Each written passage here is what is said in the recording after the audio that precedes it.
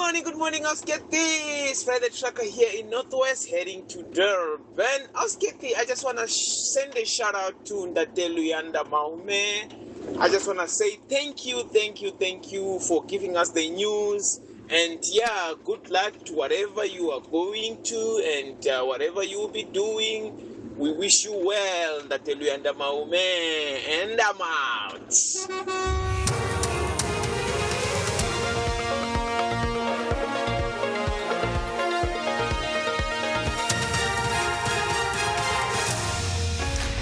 Thank you, Prof. Reddy. Thank you, Cathy.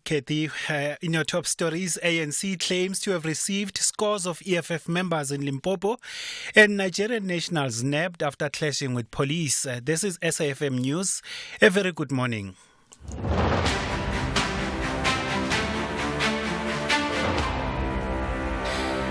The ANC in Limpopo says it has welcomed over 1,000 EFF members. This as the country gears up for the general elections on the 29th of next month. Former EFF Limpopo chairperson Josie Butane, who recently rejoined the ANC, says their departure from the party stems from their discontent with the party's national leadership. Political expert Ricky Mukonza says this is not a good sign.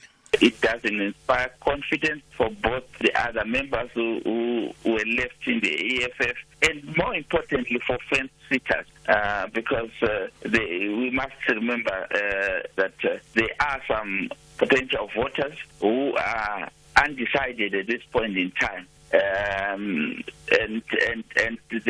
those are unlikely to be attracted to the EFF.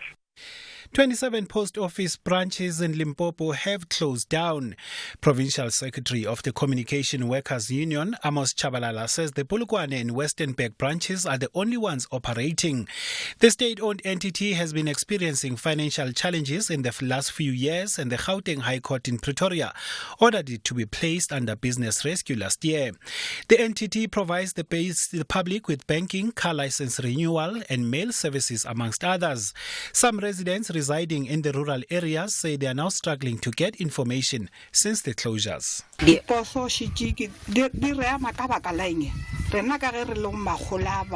As elderly people, we can't do emails, but with the post office, we were able to get letters. Now that they have shut down, it's very painful. We want the government to help us.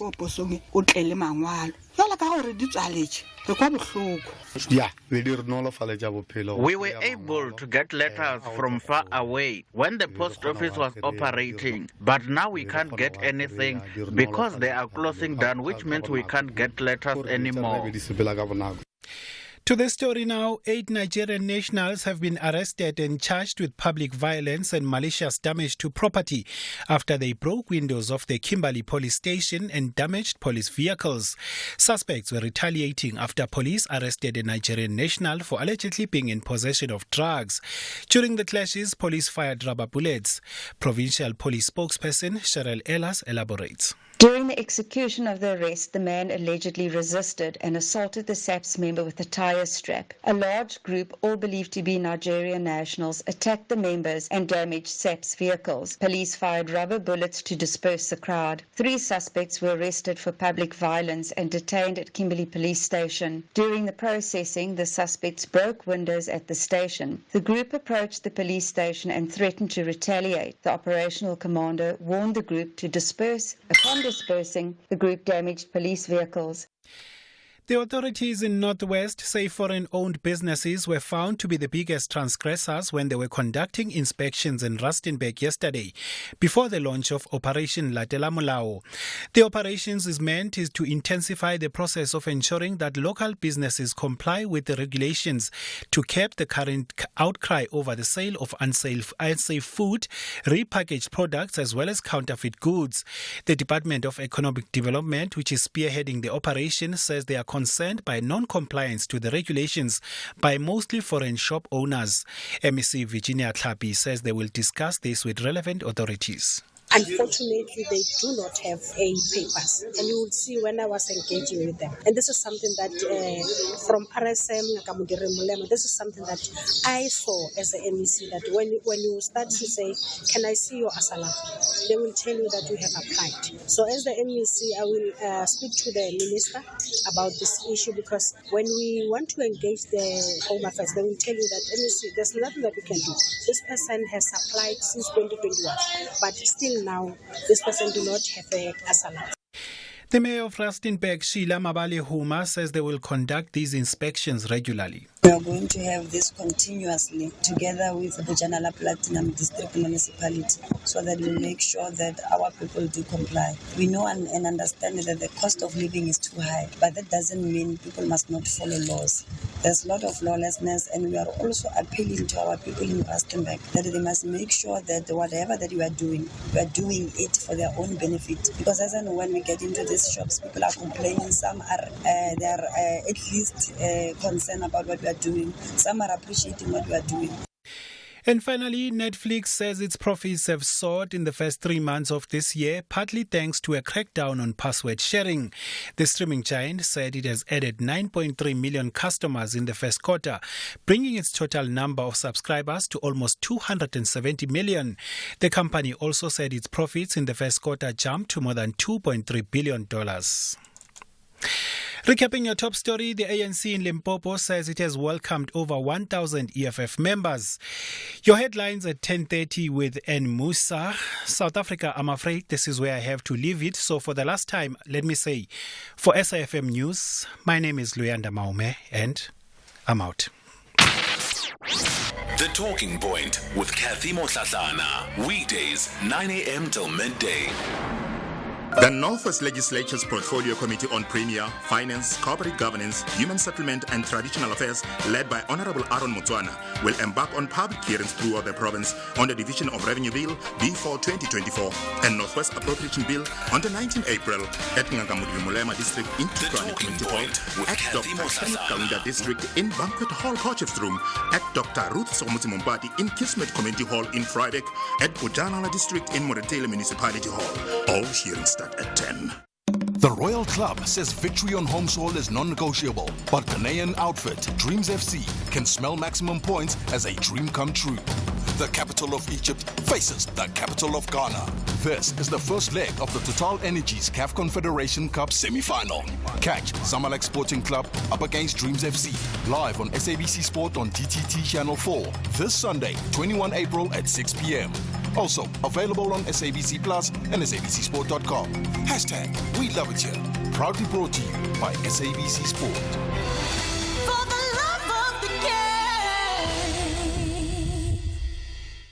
The Full Circle with Bridget Masinga. And we've had this conversation and we've engaged this conversation from many angles, but we keep trying, Lieto, because this is an important demographic to bring to the party. We have to sort of think about the nature of the vote and where the majority of South Africans meet the vote, right?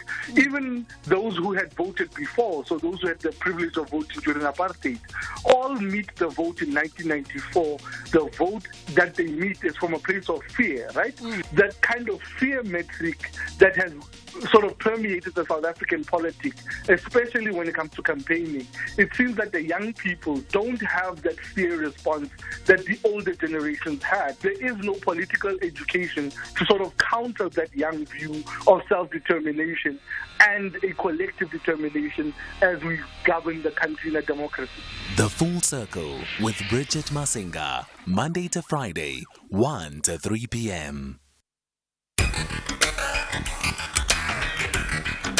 The Talking Point with Cathy Mohlahlana. Weekdays, 9 a.m. till midday.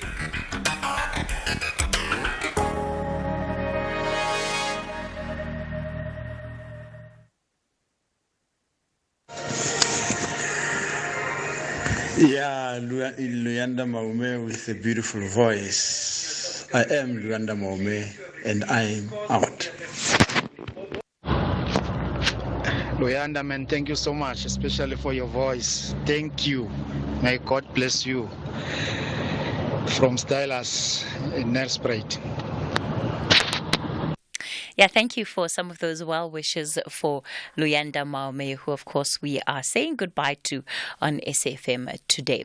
It's 11 after 10 o'clock. Coming up in this hour, we're in conversation with the Good Party. We'll be reflecting on just this last term of office that they, of course, have been part of, with 2 seats represented in the National Assembly, and what it is really that they're hoping to bring to the table this time around. Will be joined by one of the party's MPs and also the Secretary General of the party, Brett Heron. Before we get to that, we'll just take a couple of your WhatsApp voice notes from the open line.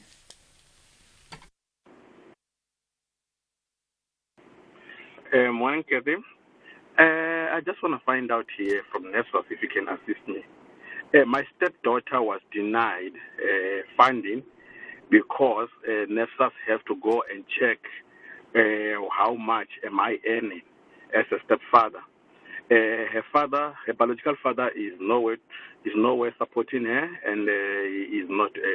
She doesn't even know where he is. We have not been in contact with him for years. My wife is not working; she's unemployed.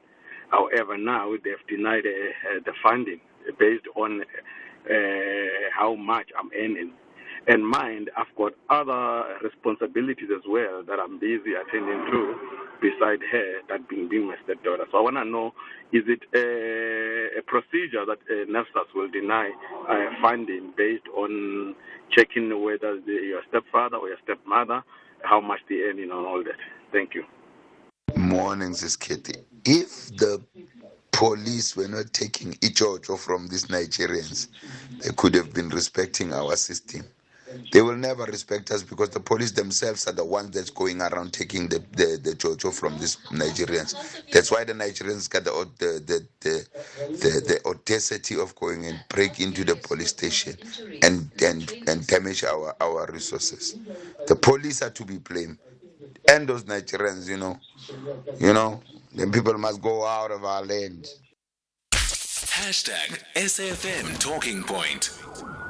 Well, let's get straight into our second conversation for the day. Brett Heron, good morning. Thank you so much for making time to be part of this conversation today. Good morning, Cathy. Thank you. So let's reflect a little bit on the Good Party. Formed in 2018 December. So this makes you what, a 5-6-year-old party now?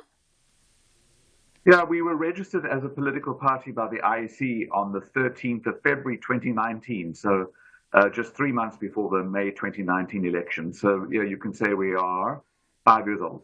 5 years old. And in that time, of course, some of your fortunes in 2019, you managed to secure 2 seats in Parliament. Do you think that came as a surprise because of how late in the day you contested the election and you didn't really have time to sort of establish yourselves across the country? And it came off the back of course, your leader, Patricia de Lille, coming out of the DA. So there was a little bit of that spillover effect. Yeah, I think you're right. I mean, it was probably a surprise to many political analysts, but obviously we wouldn't have embarked on that journey without some confidence that we would get elected. The 2024 ballot is very crowded. The 2019 was more crowded than the previous one. There were 14 new parties contesting that 2019 election. We were one of those 14 new parties, and only 2 of the new parties got seats, ourselves and the ATM. So we did well, considering that we had little time, little resources, and I think you're correct. There was some benefit, some sort of tailwind that gave us benefit arising out of the fallout that had happened between us and the DA. Let's talk about what you believe made you stand out in that election. I think the fallout with the DA in the Western Cape was around spatial justice.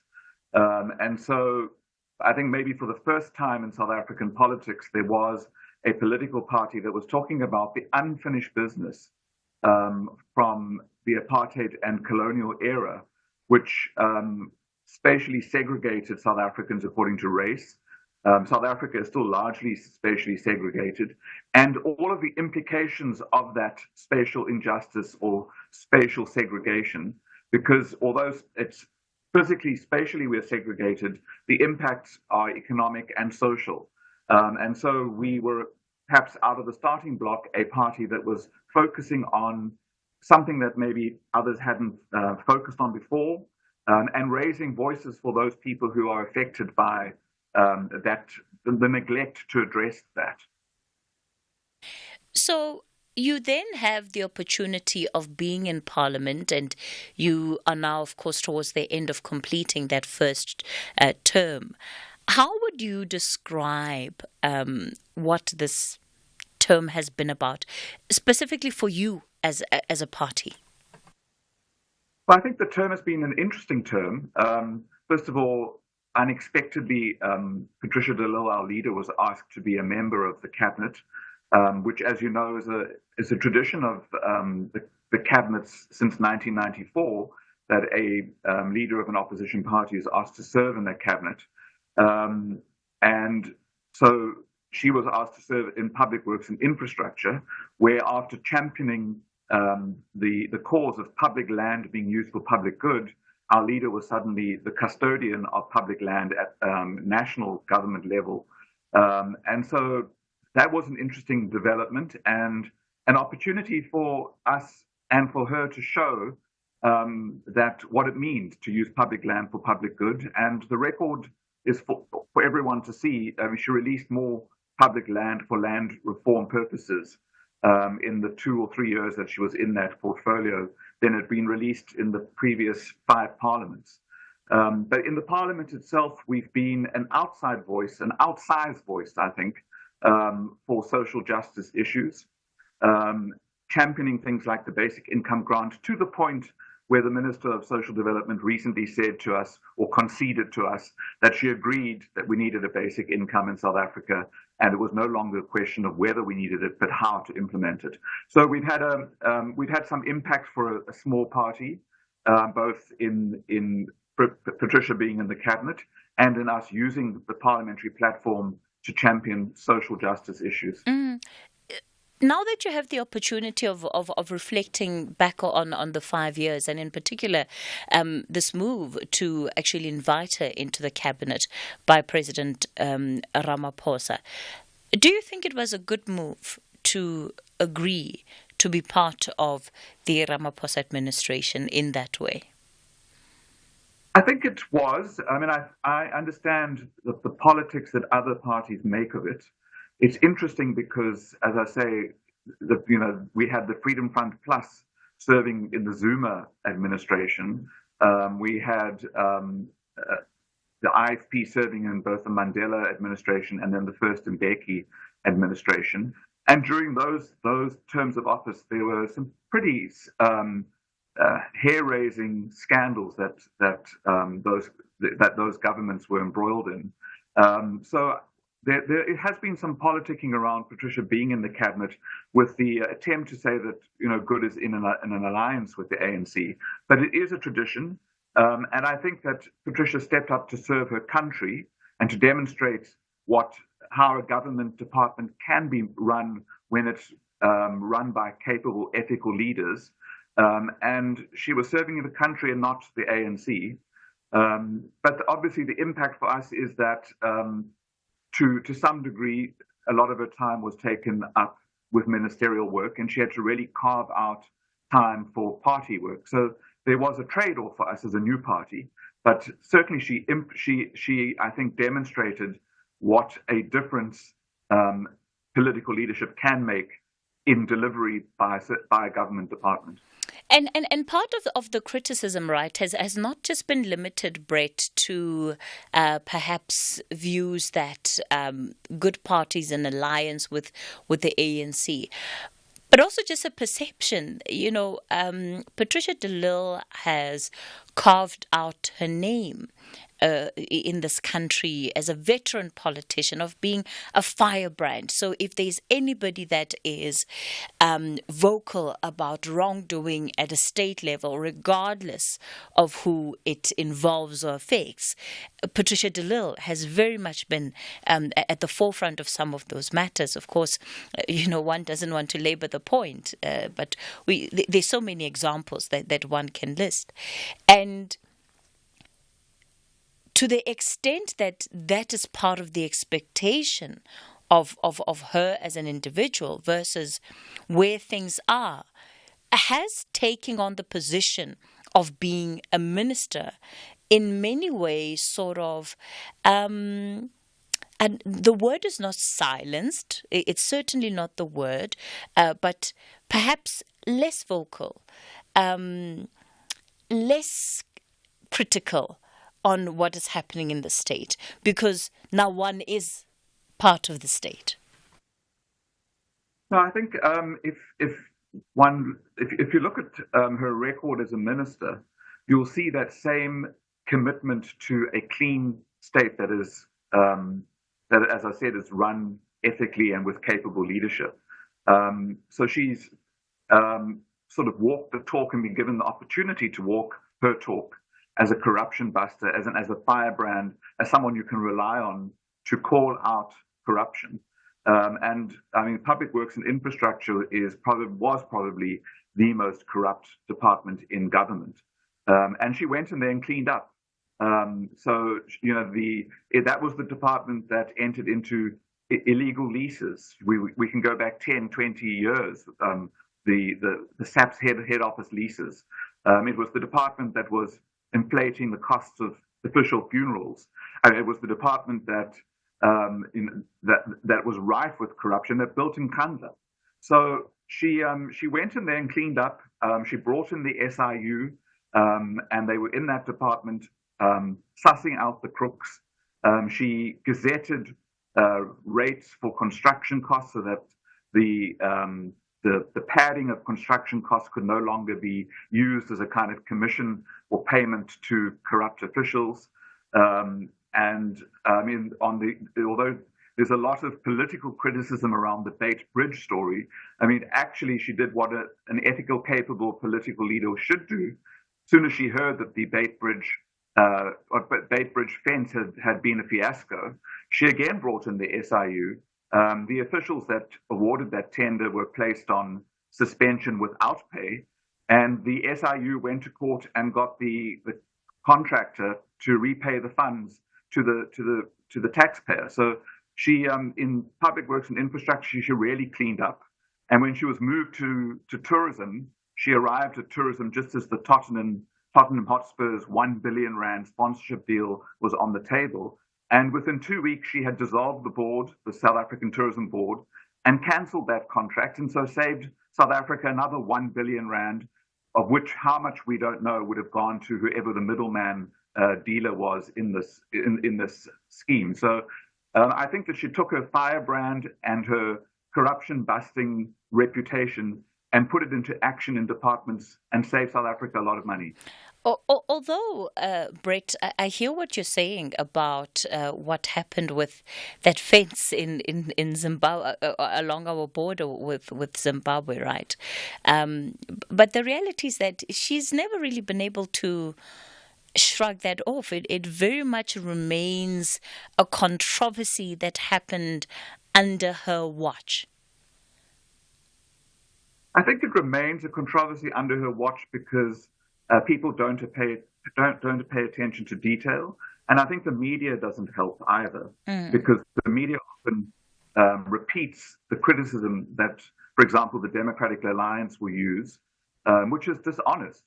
So if you look at the facts, I mean, first of all, a political leader should not be involved in awarding tenders, so she's not responsible for awarding that tender, and because she was not involved.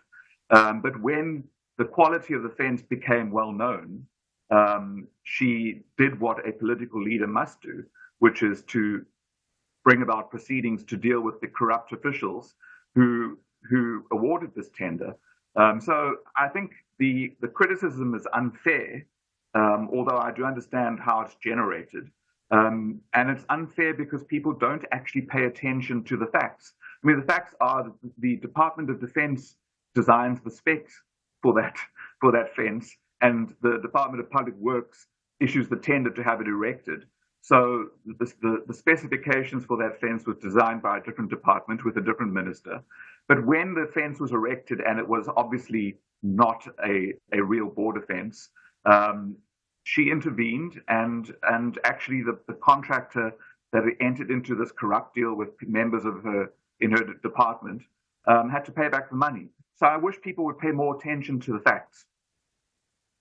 Brett, on her time in the tourism department, of course, and you by now would have seen a lot of the reports. There does seem to be some division in the tourism sector about whether or not her presence as minister there has been beneficial for the sector. So you've got those on the one hand who say that she has largely overseen what is a decline in the state of the sector due to lack of interventions by the Department of Tourism, and of course subsequently there are those in the sector who've come out to defend her in many respects. But what it does, and you mentioned the point earlier, is that ultimately she's found herself having to divide her time between being minister but also having to fulfill party obligations. Does this then become the position that the party finds itself in? Because, of course, you're constantly going to be questioned about what your leader is doing in her portfolio in cabinet, and held accountable to it. Well, I think I'm not aware of the sector, the parts of the tourism sector who suggest that she's responsible for a decline in the sector. All I'm hearing, and this is anecdotal really from organizations and people in the tourism sector, is that how impressed they are with the work that she's done as tourism minister. And I keep hearing that there are many in the tourism sector who are lobbying the president to reappoint her as that minister of tourism if the ANC and he is re-elected as president, and if we are elected into parliament. So what I'm hearing is that the sector is largely very, very excited and very satisfied with the role that she's played as tourism minister. I think the obvious, on the question around the politics is that all ministers and the president himself are also political leaders. So they all have to divide their time between doing their cabinet work and doing their political work. So it's not unique to her. It's unique to us as a good party because it happened. I mean, we were 4 months old or 5 months old when she was asked to serve in the cabinet straight after the elections. And so for us, we were a brand new party establishing ourselves, and our leader was straight into cabinet. So maybe a little different for us because we were still building our institutions and our structures.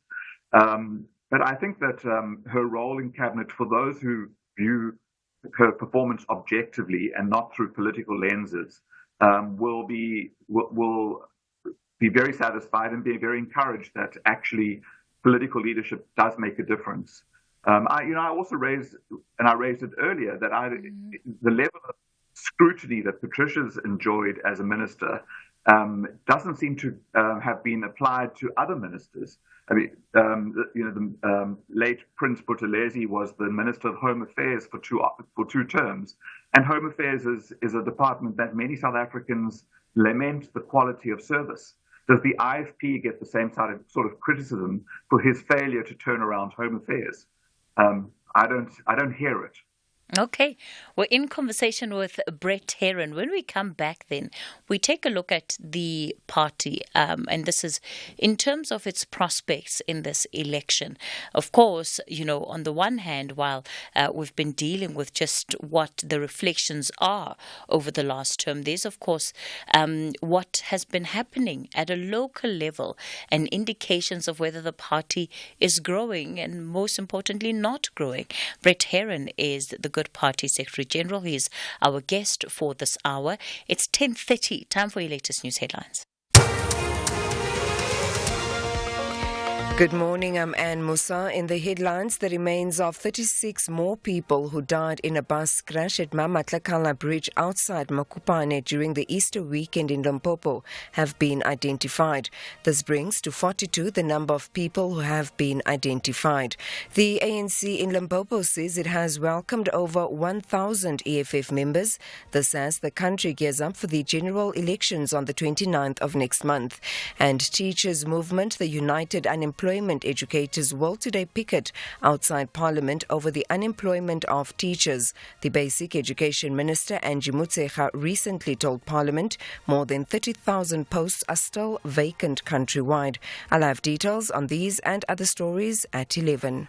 Hashtag SAFM Talking Point.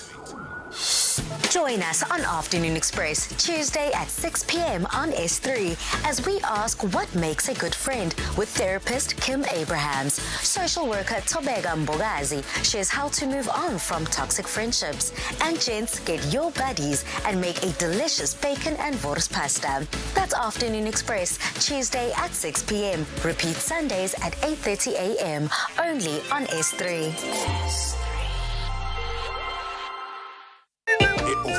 So, a lady from Air Officini just turned 55, and although I'm still a spring chicken, there's a part of me that envies her, especially since she now qualifies for a Nedbank Electronic Optimum Plus account with capital guaranteed. Talk about FOMI, huh, voice man? If you mean FOMO, then definitely, boss man. And she can earn up to 12.6% interest. Anyone over 55 can open theirs via the Nedbank Money app in less than 2 minutes. See money differently. Nedbank. We're a licensed FSP and registered credit provider. T's and C's apply. Royal AM ladies and Lindalani ladies want to showcase who are the real queens of KZN. They both want out of the bottom half. This is the Hollywood Best Super League. Experience the KZN Derby, Royal AM Ladies FC versus Lindalani Ladies FC on Sunday 21 April at 2:30 p.m. Live on SABC1 and SABC radio stations. Also available on SABC Plus and SABCSport.com. Hashtag We Love It Here. Proudly brought to you by SABC Sport. For the love of the game. Did you know? South Africans consume more water per person per day than the world average. We use approximately 237 litres of water per person per day, while the world average stands at 173 litres of water per person per day. To achieve water for all, each one of us needs to use water sparingly and more efficiently. We can do this by ensuring that we don't waste water. Take 2-minute showers, fix our dripping taps, and use buckets to wash our cars, amongst others. Hashtag Save Water. Every drop counts. This message is brought to you by the Department of Water and Sanitation. Match day number 30 will deliver high emotions and tension. 14th and 15th placed VfL Wolfsburg and VfL Bochum must go beyond their limits in the final stretch. Who will climb the ladder to victory? This is the Bundesliga. Football as it's meant to be. Catch VfL Wolfsburg versus VfL Bochum this Saturday, 20 April at 3 p.m. Live on SABC3. Also available on SABC Plus and SABCSport.com. Hashtag We Love It Here. Proudly brought to you by SABC Sport. For the love of the game.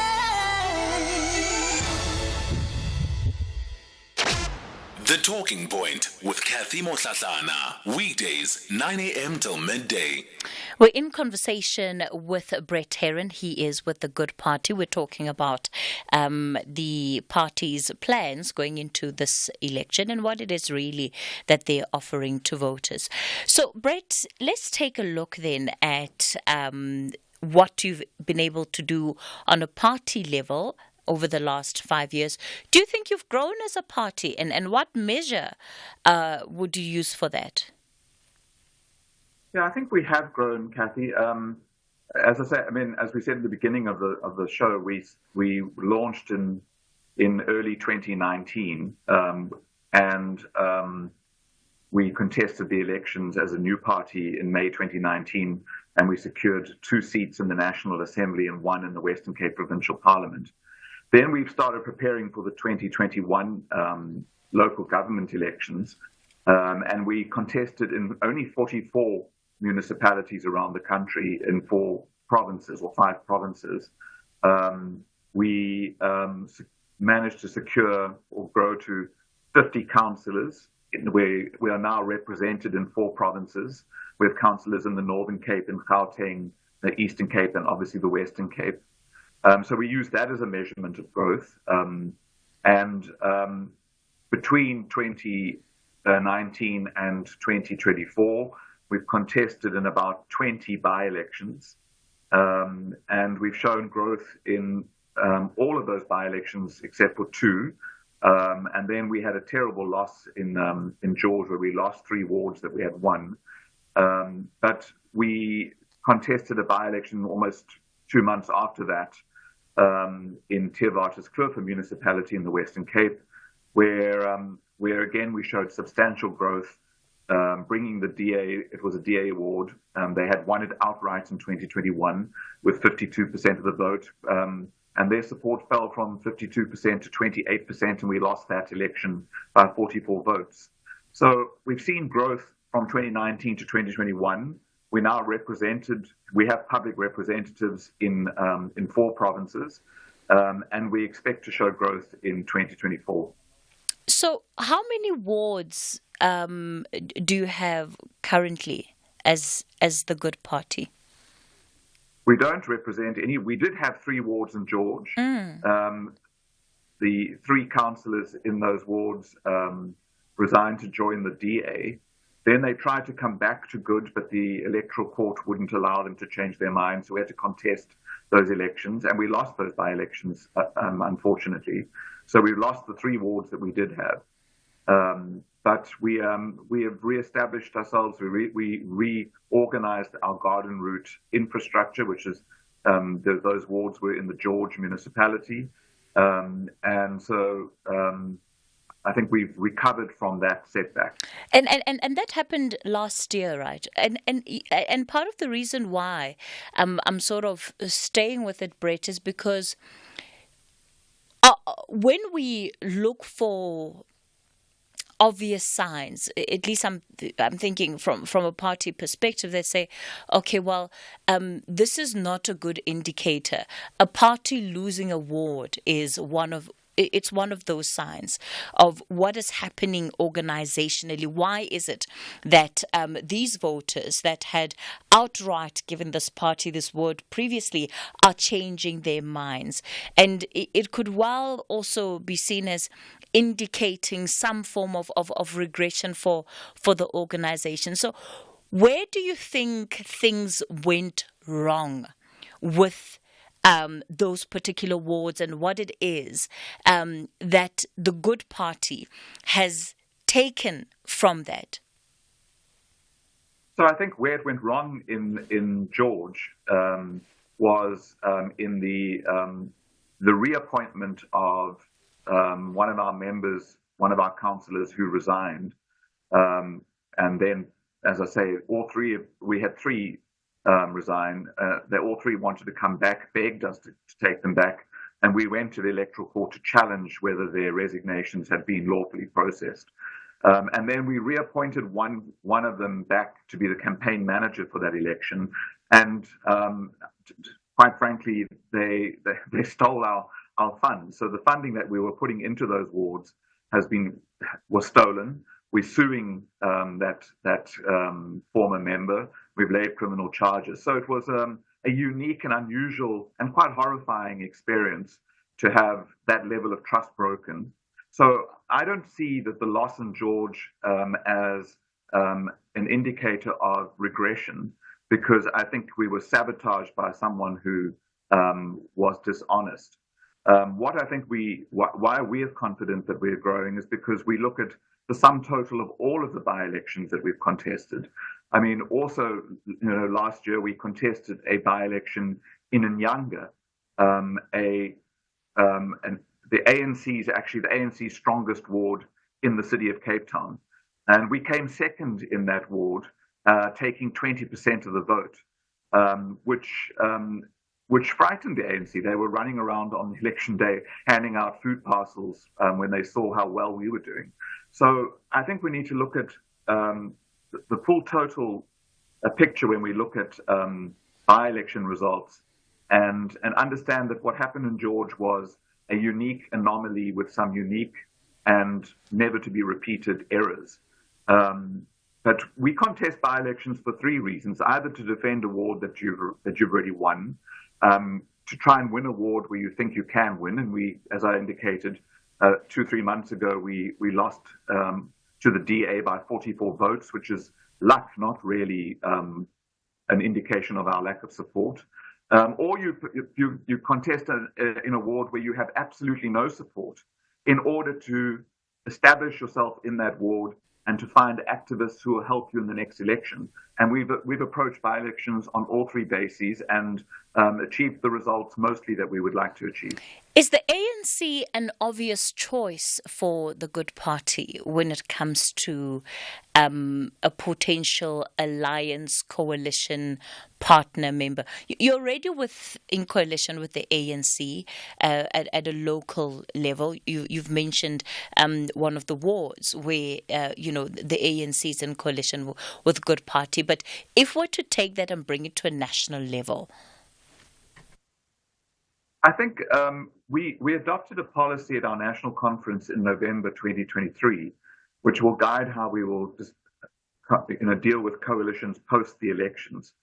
And we are currently in coalition with the ANC and the Patriotic Alliance in Theewaterskloof, which is where we nearly won that ward, which I would say is an indication that the voters are quite happy with the way that we're governing.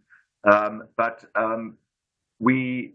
our coalition policy that was approved by our national conference, which is our highest decision-making body, empowers the national leadership to engage with political parties after the elections and based on our values, our policies, and a governing agreement.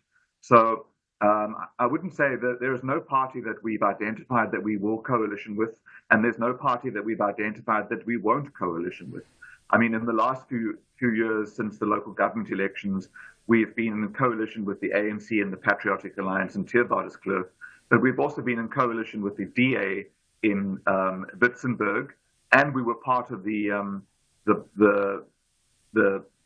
change in government in Nelson Mandela Bay when we switched from being in coalition with the ANC to joining the DA-led coalition when that change happened. So we will consider local conditions when it's local elections, and at national government level or provincial government level, we will consider a governing plan that we can reach agreement on with potential coalition partners. Of course, when we think about what goes into these coalitions, and we know that sort of those that are part of the Moonshot Pact have already been talking about how they are processing even just the concept of who goes where, who becomes the deputy president, who becomes the president potentially. Those are conversations that we're having. So because you already have a leader who's part of the cabinet in making that decision about whether or not you enter into coalition, surely that will be a factor that you consider. Or does it not matter to you if you have a representative that is that comes back into cabinet? Yes, it's not a decision in your hands if the ANC gets an outright majority, but would you want to see that happen? So would you want yourself, or would you want Patricia de Lille to still be part of cabinet? I think Patricia would say herself, and I'll speak for her because she's not here, but that she never sought that position and she never expected it. It's entirely the president's prerogative to appoint his cabinet. And when she was asked to serve, she agreed to serve her country and not to serve the ANC. So for us, it's not about whether we can get a position. And it's interesting because that's the problem with many coalitions, is exactly what you're talking about in the Moonshot Pact, how they are negotiating around positions. We are interested in negotiating a governing a governing agreement. So what will this government of this coalition government that we would be part of, what would we do in the 5-year term of office? And what parts of our manifesto and our policies and our values will be reflected in that governing agreement. So we're not chasing any positions in cabinet or anywhere else. We will engage if it's necessary anywhere in the country, in any province or at a national level, with other parties around a coalition if no party achieves a absolute majority in any province where we're contesting or at national level. But our engagement will be around what is going to be our governing plan for the 5 years, how will we implement it, and then we can ask who will implement it. So then, Brett, what then becomes your value proposition for South Africans? What is your value proposition for South Africans? Our value proposition is a voice for the voiceless, as we have been, for those who've been neglected, for the unfinished business from apartheid that people don't want to talk about or recognize, that the impacts, the socioeconomic impacts of pre-1994, the decades and the centuries, really, pre-1994 impacts, are still felt by the vast majority of South Africans today, who are suffering. And as you'll see on our posters and our message is, we can end the suffering. And our value proposition is to encourage voters to change their vote in order to say that we want the suffering to end, that the suffering of people, 55% of our population lives in poverty. The suffering is not normal. We should not accept it as normal. It should not be acceptable to any South African, whether you have means or whether you live in those conditions. You should not accept it as a normal way of existing. So we have a unique offering which recognizes that South Africa is fundamentally a different country to what it was in 1994, but that the vast majority of people have not tasted the fruits of that democracy, and we will fight for them until the bitter end, as we have been doing over the last 5 years, to the point where hopefully we've now convinced national government that a basic income system or a basic income grant is absolutely necessary, not only a constitutional imperative, but is necessary to mitigate starvation that millions of South Africans experience every day. I want to go to the phone lines and bring in some of our listeners. I'm going to kick it off in the Western Cape. Anonymous, good morning. Oh, good morning. Interesting show. But I'd like to ask why Madam de Lille did not insure Parliament. She forgot to insure Parliament. And now it's costing the taxpayer, they said $1.5 billion, but it's skyrocketed to $3 to $4 billion. And I heard 4 people were arrested for this, but we've heard nothing since. And I want to know what the excuse of Madame de Lille is for not insuring Parliament. Is this in line with the fire? Is this in line with the fire at Parliament, Anonymous? The fire that burned Parliament with something Christmas who burnt it down. Okay, all right, Anonymous. Thanks for the question. Mike, you're out in Newlands. Good morning. Hi, good morning, Cathy. Good morning, Brett. My 2 quick questions are, first of all, I'm not understanding how you justify the fact that Mr. Lille is part of the ANC. I mean, I don't think you'll disagree with me when I say the ANC is not a political party. You can't the situation we're in now to what 10 years ago when the last he served not. Mike, unfortunately, the line to you isn't great. Here's what we're going to do. We're going to call you back. Mike, we'll call you back. Don't worry. Let me go to Mawande in the Eastern Cape. Mawande, good morning. Good morning, ma'am. Only 2 quick questions. One, ma'am, to my conclusion, I will say good party is like the branch of the ANC. I would mention my reasons why. Firstly, can the leader there mention 2 instances in Parliament whereby they were decisive in voting against the ANC or either reporting them to the law enforcement agencies to show that they are not the branch of the ANC? Then the second issue, is in regard to Palapala. In Palapala, they abstain in regard to that report.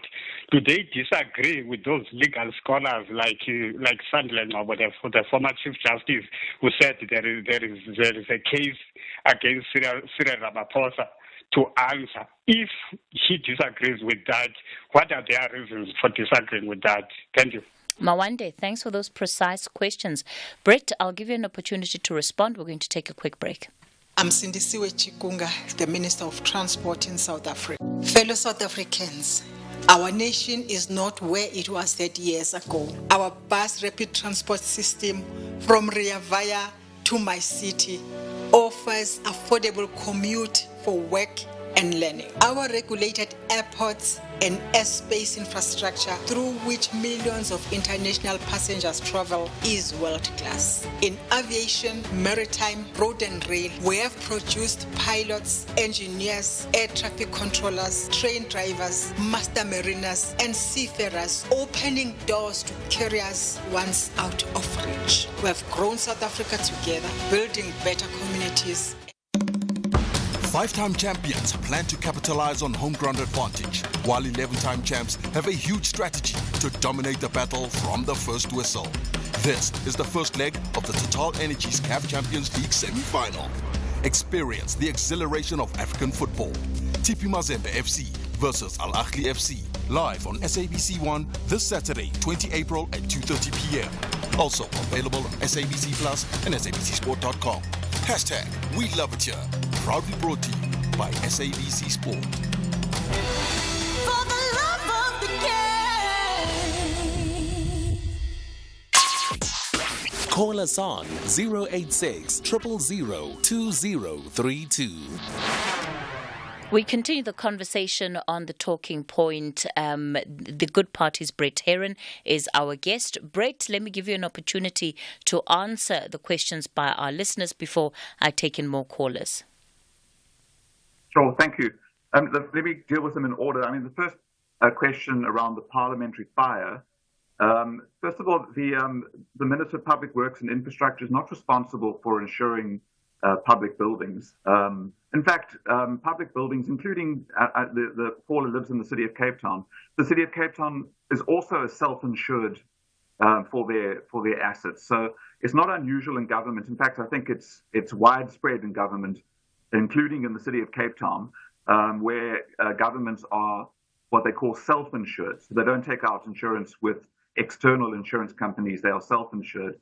But the Secretary of Parliament and the Speaker of Parliament are responsible for the parliamentary buildings, and they're responsible for the security on the buildings. They're responsible for what happened with the ease of access that the accused managed to get into the Parliament and set fire to it.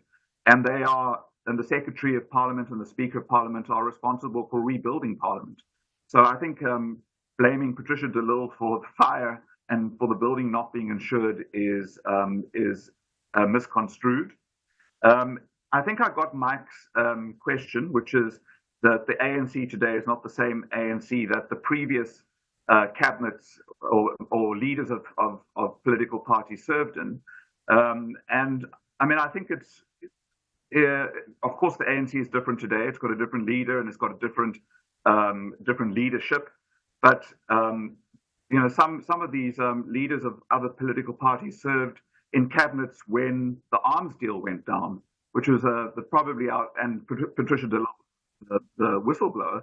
But I mean, that was the start of our state capture and our corruption with impunity. So, and then we had leaders such as the Freedom Front Plus serving during the state capture years of Zuma. We had Prince Buthelezi serving when Nkandla was built. So all of these leaders have served in cabinets when the ANC government and some of its operators and some even its president have been accused of gross corruption, state capture, and maladministration. And what did those leaders do? They didn't resign from cabinet. They kept their cabinet positions and kept serving the people of South Africa, as they would argue. And then just the last caller regarding when we voted against the ANC. We voted against positions in Parliament often. We have no agreement with the ANC that we are bound to vote with them on issues. As I say, we have no alliance agreement with the ANC, we have no coalition agreement, and Patricia de Lille serves as a member serving the people of South Africa. But two examples that spring to mind, more recently, we voted against the attempt to amend the Constitution, the Section 25 amendment, not because we are opposed to expropriation, we support the expropriation bill, but because we didn't believe it was necessary to amend the Constitution to achieve expropriation with nil compensation, and also because the ANC was playing politics. They were playing, trying to appease the EFF or mitigate the EFF in that attempted amendment. And we voted recently against the Electoral Matters Amendment Bill. So those are two examples. In committee, recently we opposed the Human Settlements White Paper, which proposes to fundamentally remove the human right, the right to housing, or diminish the right to housing. So we opposed to that. All right. And then on the Phala matter, if I may briefly say, when we abstained from the Phala vote, we actually proposed a solution to the Phala matter that, had it been passed, would have been in the best interest of South Africa. Because at the time, the president was taking the Phala report on review, and if we had launched an ad hoc committee to impeach him and his review was successful, all of that work would have been wasted. In adopting the position that Parliament ultimately adopted, which is to reject the Phala report by the panel of experts, that ended the matter. What we were proposing was that the ad hoc committee be established, but that it not operate or sit until the review had been concluded. And if the president's review had failed, then the ad hoc committee would commence with its impeachment. All right. So then, do you believe on the Phala matter that the president has sufficiently cleared his name? No, the president abandoned his review application, which is precisely what would happen, because Parliament voted to reject the Phala report. So there was no need for him to take it on review because it had no standing. And that was why we proposed this middle way. The most sensible, the only sensible solution was what we proposed as an amendment to the resolution, which the Speaker disallowed.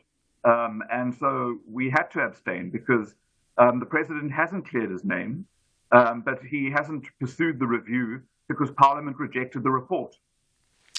Mike in Newlands, I'm squeezing you in here. Good morning. Sure. Hi. Thanks, Cathy. Yeah, just quickly. Well, of course, the Speaker of Parliament disallowed it because the ANC is not a political party any longer, Brett. You know, you can't keep going on about what happened in the past. I mean, whether other political parties got involved with the ANC or not, I don't really care.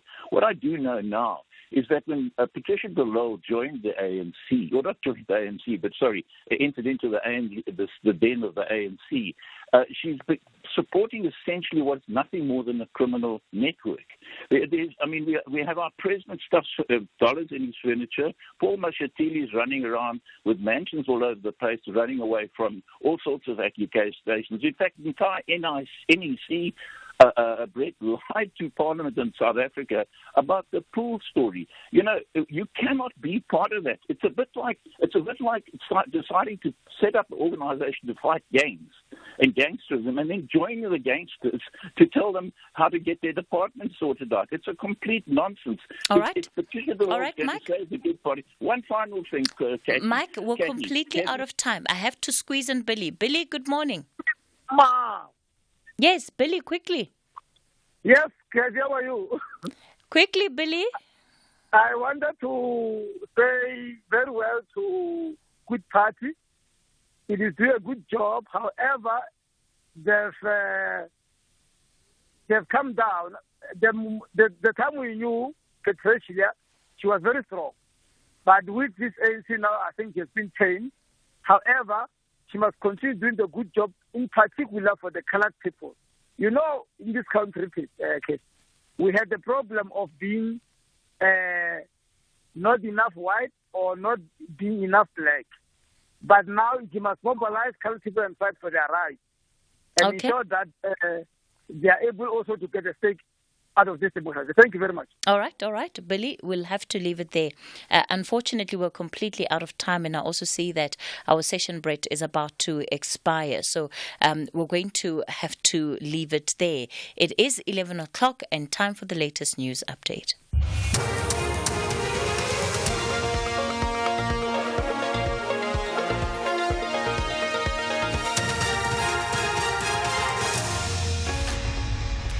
In our top stories, Limpopo crash victims identified and Mpumalanga teacher faces a rape charge. Good morning. The remains of 36 more people who died in a bus crash at Mamatlakala Bridge outside Mokopane during the Easter weekend in Limpopo have been identified. This brings to 42 the number of people who have been identified. The accident happened when the bus carrying Botswana nationals hit a barrier on the bridge and plunged into a ravine. The bus caught fire and burned most passengers beyond recognition. An 8-year-old girl is the sole survivor of the accident. The health spokesperson Tilibali Mwaba says pathologists are finalizing the identification of the 3 remaining people. The team comprising members of SAP's Victim Identification Unit and the Forensic Pathology Services will meet on Monday, the 22nd of April 2024 at Mokopane Hospital, where they will finalize the packaging of the remains of the deceased to prepare them for repatriation. So the MEC for Health, Dr. Poppy Ramatuba, said the team is currently finalizing the analysis of the remaining sample. In election news,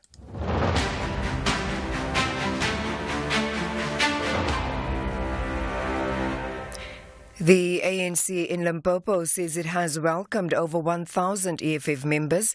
This as the country gears up for the general elections on the 29th of next month. The former EFF Limpopo chairperson, Jose Butane, who recently rejoined the ANC, says their departure from the party stems from their discontent with the party's national leadership. Political expert Ricky Mukonza says this is not a good sign. It doesn't inspire confidence for both the other members who were left in the EFF, and more importantly for fence-sitters, because we might have some potential voters who are undecided at this point in time. And those are unlikely to be attracted to the EFF. A new witness is expected to take the stand in the Senzo Mehiwa trial this morning. 5 men are on trial in the Pretoria High Court for the 2014 murder of the Bafana Bafana captain. Yesterday, the court heard from cell phone data analyst Gideon Gous, who gave testimony on 2 cell phones allegedly found in possession of accused 1 and 2 while incarcerated. Gous' cross-examination will resume on Tuesday next week. Defence counsel Charles Mnisi challenged Gous' testimony on all 5 of the accused having had contact with each other. That the number that was saved on the database indicated that there was a communication amongst all the accused. Is that your testimony? That's correct, yes. You just told the court that you could not find a linkage between accused number 1 and accused number 3. How could you then have told this court that in terms of your analysis, you found that there was a linkage between, a communication between all the accused? No, sir. Then you must get your perspective right and you must listen at the right time. Teachers Movement, the United Unemployed Educators, will today picket outside Parliament over the unemployment of teachers. The Basic Education Minister, Angie Motshekga, recently told Parliament more than 30,000 posts are still vacant countrywide. The top 3 provinces with massive vacant positions are KwaZulu-Natal, the Eastern Cape and Limpopo. The Western Cape Secretary of the movement, Mongikazi Zihlangu, explains why they are taking this matter to Parliament. To hand over our memorandum of demand, and then we met the director, Mr. Alan Mayer, and we gave him our memorandum, and then they did not give us a feedback until now. We've been sending them emails, calling them, they did not respond to us. A 41-year-old physical science teacher from Kanyamazane, east of Mbombela, is expected to appear at the Kabokweni Magistrates Court near White River facing a charge of rape. The teacher is accused of raping a 14-year-old learner. Apparently, the mother of the victim approached the teacher to help a daughter who was struggling with the subject. It's alleged the teacher raped the learner, who later came back home and reported the ordeal to her mother. The Department of Education has since suspended the teacher. Further afield, and finally, a resolution to grant full UN member status to the State of Palestine has been vetoed by the United States at a meeting of the Security Council. The Palestinian president said the American veto had been unethical, but Israel commended the US, describing the resolution as shameful. The BBC's John Saddleworth says the vote reflected how isolated Washington has become on the issue of full recognition for Palestine. This was an action the US was keen to avoid, with reports of intense behind-the-scenes lobbying in advance of the vote. But it wasn't enough. With abstentions from only the UK and Switzerland, in the end, 12 Security Council members voted in favour of granting Palestine full UN membership, including France, Japan and South Korea, key American allies. The US insists it supports a two-state solution and that any change in UN status should only come as part of a negotiated settlement. Critics will point out that seems as far off as ever. Recapping the top story, the remains of 36 more people who died in a bus crash at Mamatlakala Bridge outside Mokopane during the Easter weekend in Limpopo have been identified. This brings to 42 the number of people who has thus far been identified. For SAFM News, I am Anne Musa. #SAFM Talking Point. Join Smile Foundation for a movie night under the stars featuring Sing 2 on Saturday, 20th of April at Old Ed Sports Grounds.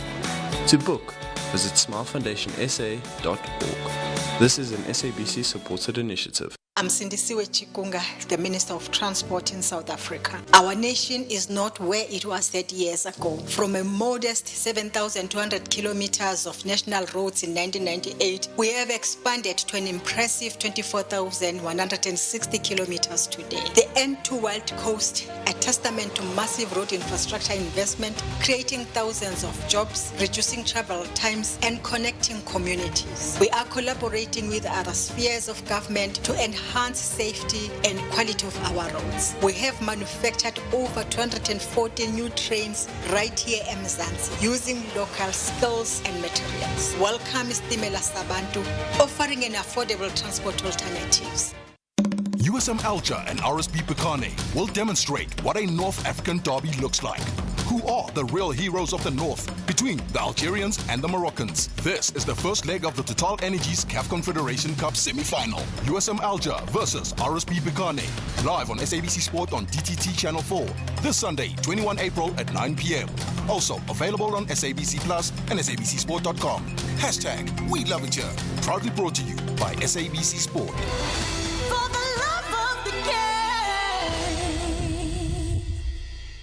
The Friday Wind Down. Kick off your weekend the right way.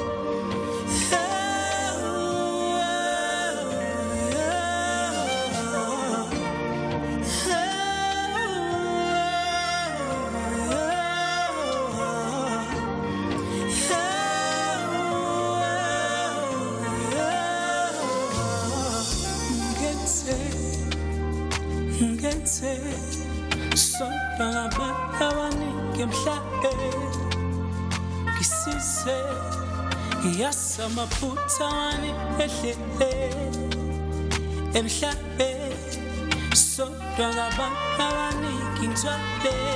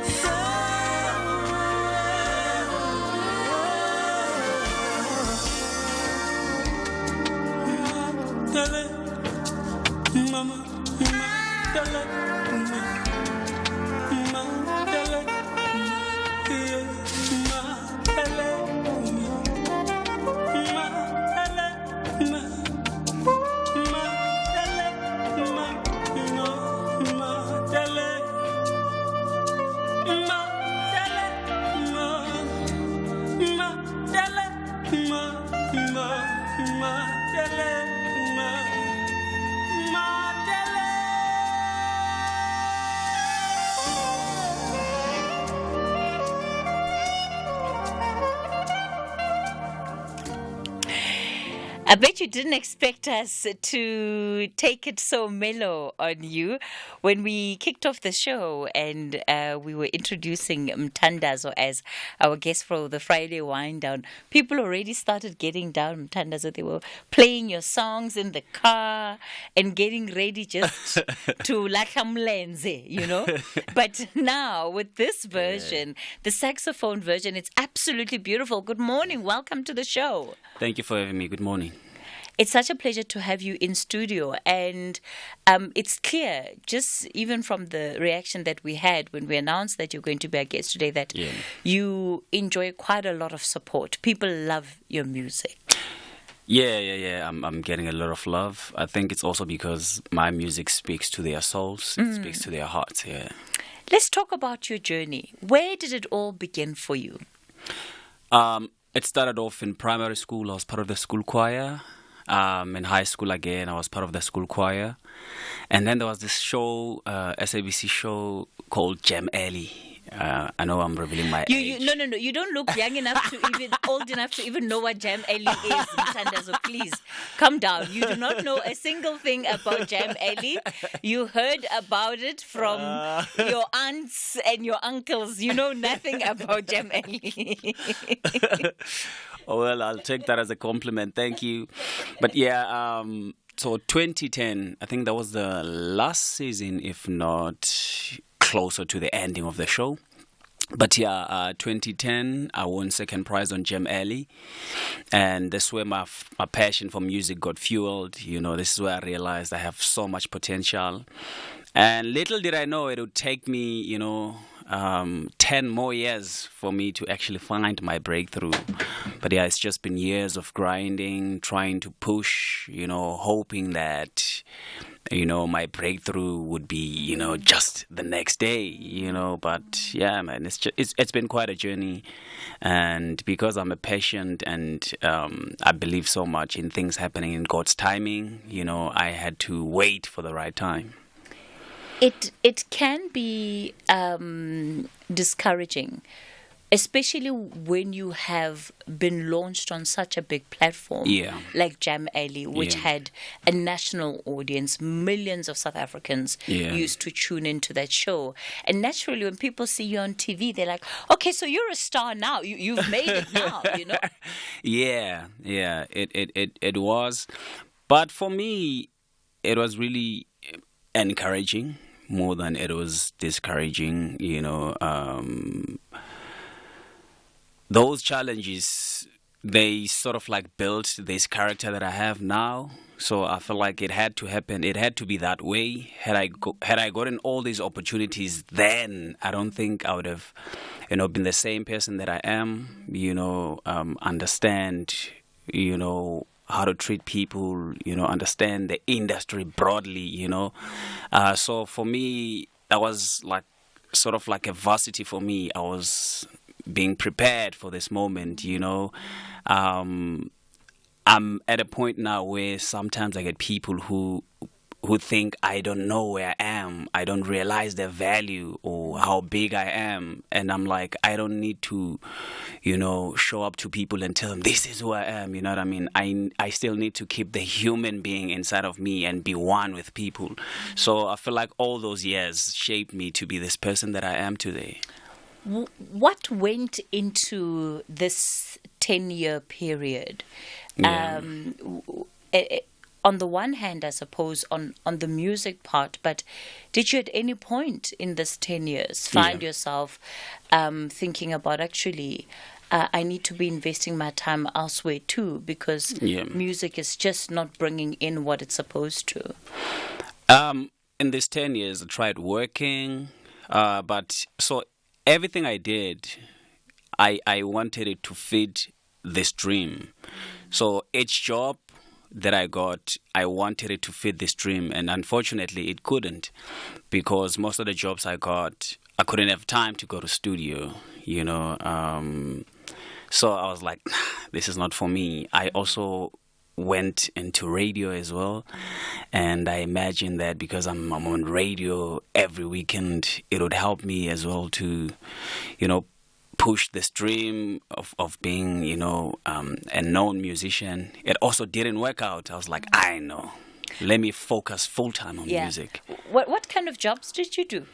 I was in communications for some company. I also worked as a pizza chef. Pizza chef. So you make some good pizza. Yeah. So you make some good pizzas, Mtandazo. Yeah, and I was also a cleaner. Cleaner? Yeah. Where were you? You don't have to mention the name of the company, but what kind of organization was it? I cleaned malls. I cleaned companies, establishments like this one. Sure. Yeah, young as I was, I carried that mop with pride, because I knew what I wanted, Did anybody recognize you? Because you had already had I your had Jan a lot of Ellie people. win. I had a lot of people who recognized me, but I also loved it. Yeah. Because it said to me, there is a spot for me in this industry if people can recognize me from just one TV episode. Yeah. So yeah. What would they say to you? Some would ask me, why are you here? Why aren't you in studio somewhere with all these big artists? I'm like, unfortunately, it's not what it looks like,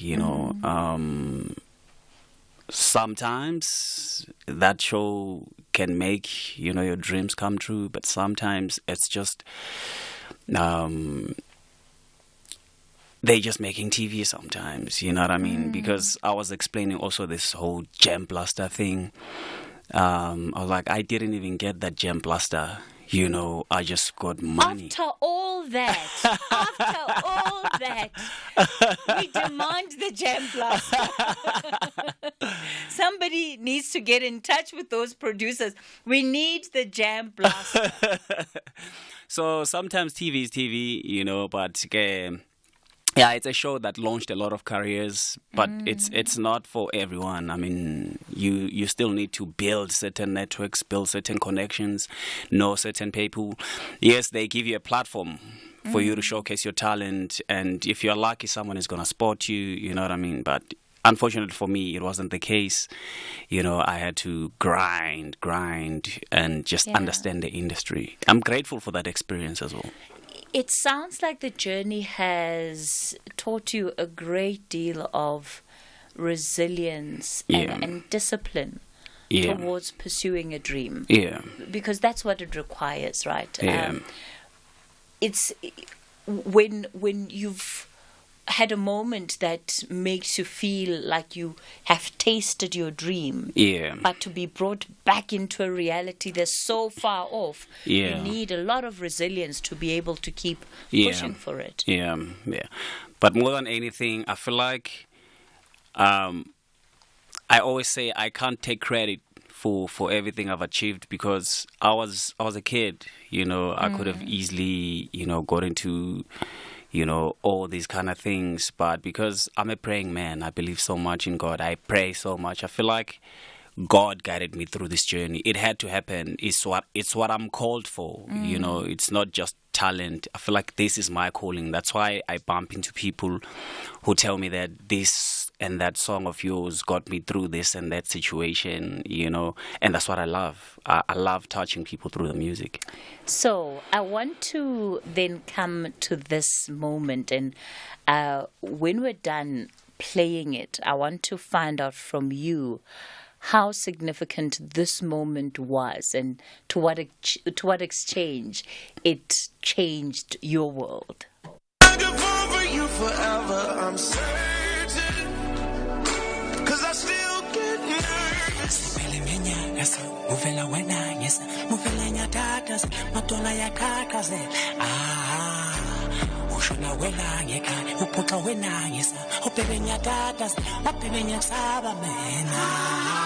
Ngizothanda kuvala senza abantwana ngenza abazali bajabule phakathi. Ngizothanda kuvala senza abantwana ngenza abazali bajabule phakathi. When you walk through the door and you look in my eyes, it feels like the very first time. I could fall for you forever, I'm certain, 'cause I still get nervous when your lips hit my lips and the fireworks fly, sending sparks through the air. Oh, Mthandazo, talk to me about that. So you were doing what a lot of young people do these days, setting up an account on TikTok, creating content like most people do. Yeah. Until this moment happened. Yeah. What happened? I remember on the day I had released a new EP, very early in the morning, I decided to just browse through the net and see which playlists I'm part of.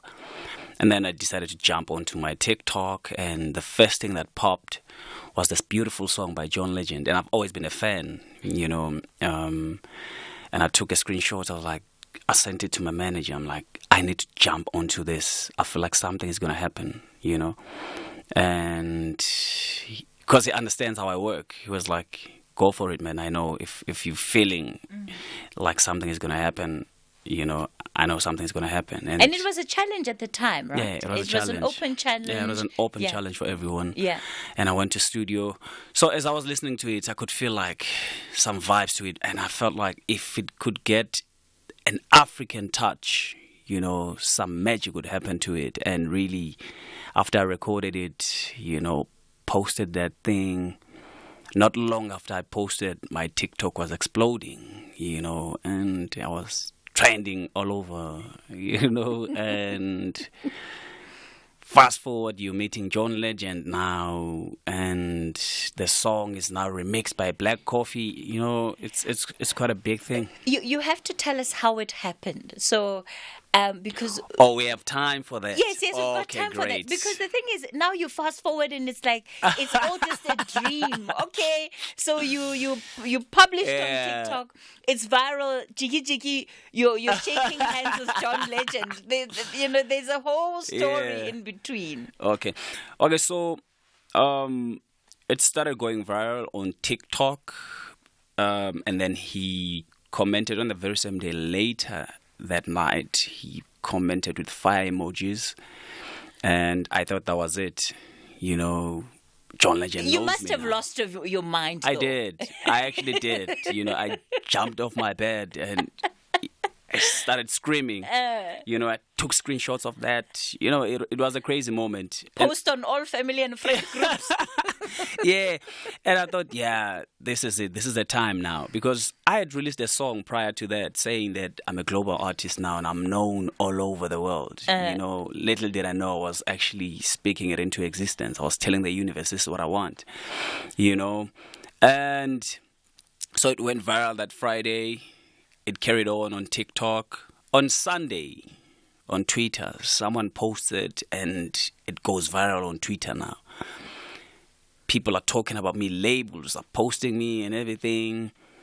Some, making jokes. They want to DM me, what, And while I was just busy enjoying all of that, John Legend again, he code retweets, fire emojis again. And people start dragging Black Coffee now into the post. They're like, Mr. Coffee, please change this guy's life. Team up with John Legend and change this kid's life. And he didn't take time. He replied on that very same post. Said, John, let's go. Sure. And I was like, now I'm gone. Now this is it. And while we're busy trying to communicate with his team to get this song to be remixed and everything, they just kept quiet. Didn't say anything. We were like, these guys. You're like, here goes another gem, Ellie. Yeah, And I mustn't get in trouble with the gem Ellie people.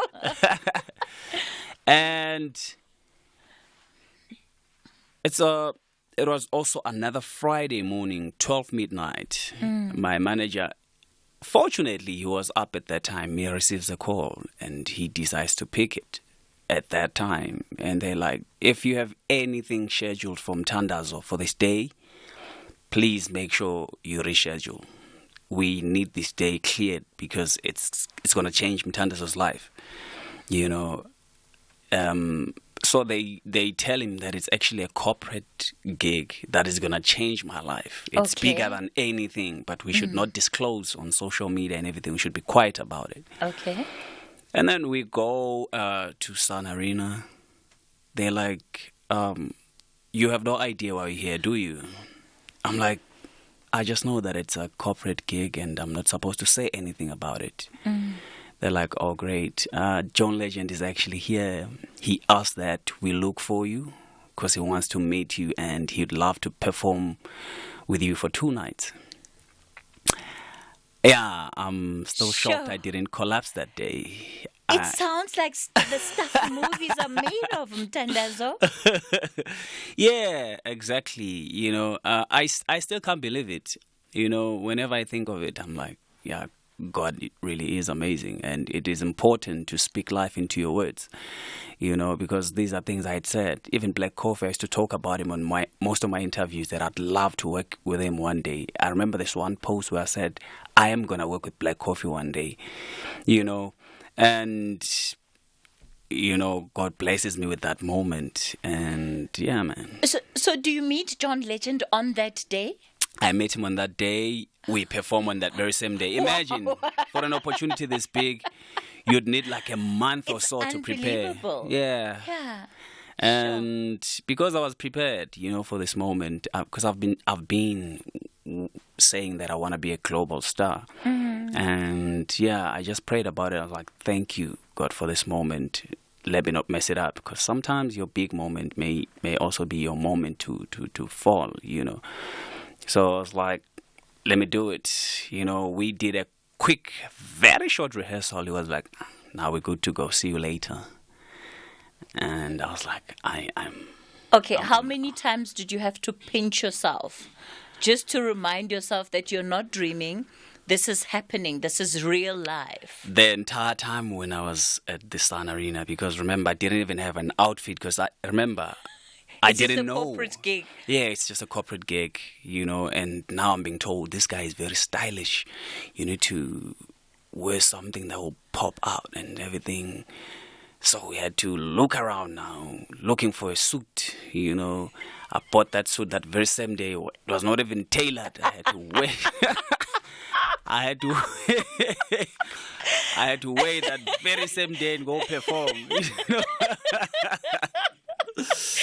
This is what they mean when they say you must always be ready for the opportunities that you are praying for and waiting for. Yeah. They must find you ready. Yeah. What an absolutely incredible story. Our Friday Wind Down guest, Tanda Sokacha, and many of you, of course, by now would have heard the remix to that song that he did with John Legend, and as you heard later, Black Coffee. But we're talking about his journey, and we'll also, of course, be playing you more of his music. There's lots to talk about, but I also want to play some of his music. So we'll do that on the other side of the 11:30 news headlines. Good morning, I'm Anne Musa. In the headlines, the remains of 36 more people who died in a bus crash at Matlakala Bridge outside Mokopane during the Easter weekend in Limpopo have been identified. Police have welcomed 14 life sentences imposed on 2 gang members in the High Court in Cape Town for a mass murder in Kailicha. And the city of Tshwane is working to restore electricity to parts of Pretoria East after Mooikloof substation caught fire on Wednesday. This is as a result of a fault on one of the power lines outside the substation.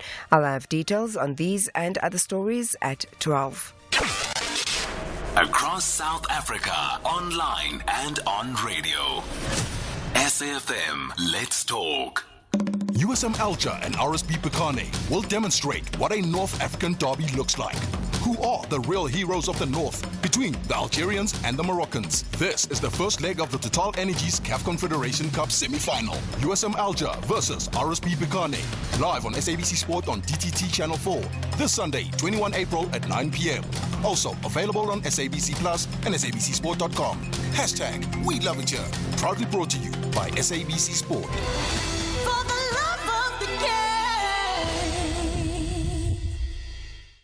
The Northwest Legislature's Portfolio Committee on Premier, Finance, Corporate Governance, Human Settlement and Traditional Affairs, led by Honorable Aaron Motswana, will embark on public hearings throughout the province on the Division of Revenue Bill B4 2024 and Northwest Appropriation Bill on the 19th April at Ngangamudil Mulema District in Tukrani Community Hall, at Dr. Kenneth Kaunda District in Banquet Hall Potchefstroom, at Dr. Ruth Somuti Mompati in Kismet Community Hall in Vryburg, at Bojanala District in Moretele Municipality Hall. All hearings start at 10. Getting more money into your pockets has never been this simple and exciting. With SABC's new Simple Watch and Win game show, you can get more Zaga in your pockets. Catch more Zaga every weekday on SABC1 at 9 p.m. You could win your share of 50,000 Rand. All you have to do to win is give the correct answer for the day. Just dial *120 *332 # to register and play. The cost is R1.50 per minute. You could win big with more Zaga. Only on SABC1. Celebrating our music heritage right here on the Friday Wind Down.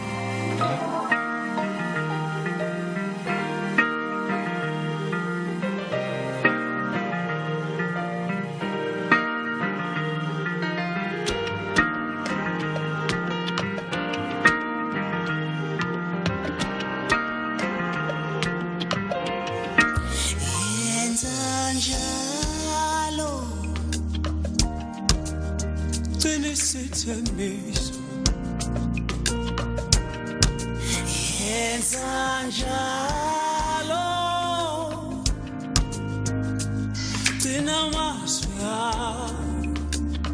yeleleye wathi uzohlala noma kunjani noma kumnyama sekumnyama wathi uzohlala noma kunjani noma kumnyama wathi siso bambana thina siso thandana yobhala siso bambana thina siso thandana yobhala darati darate darati darate darati darati darati darate darati darate darati darati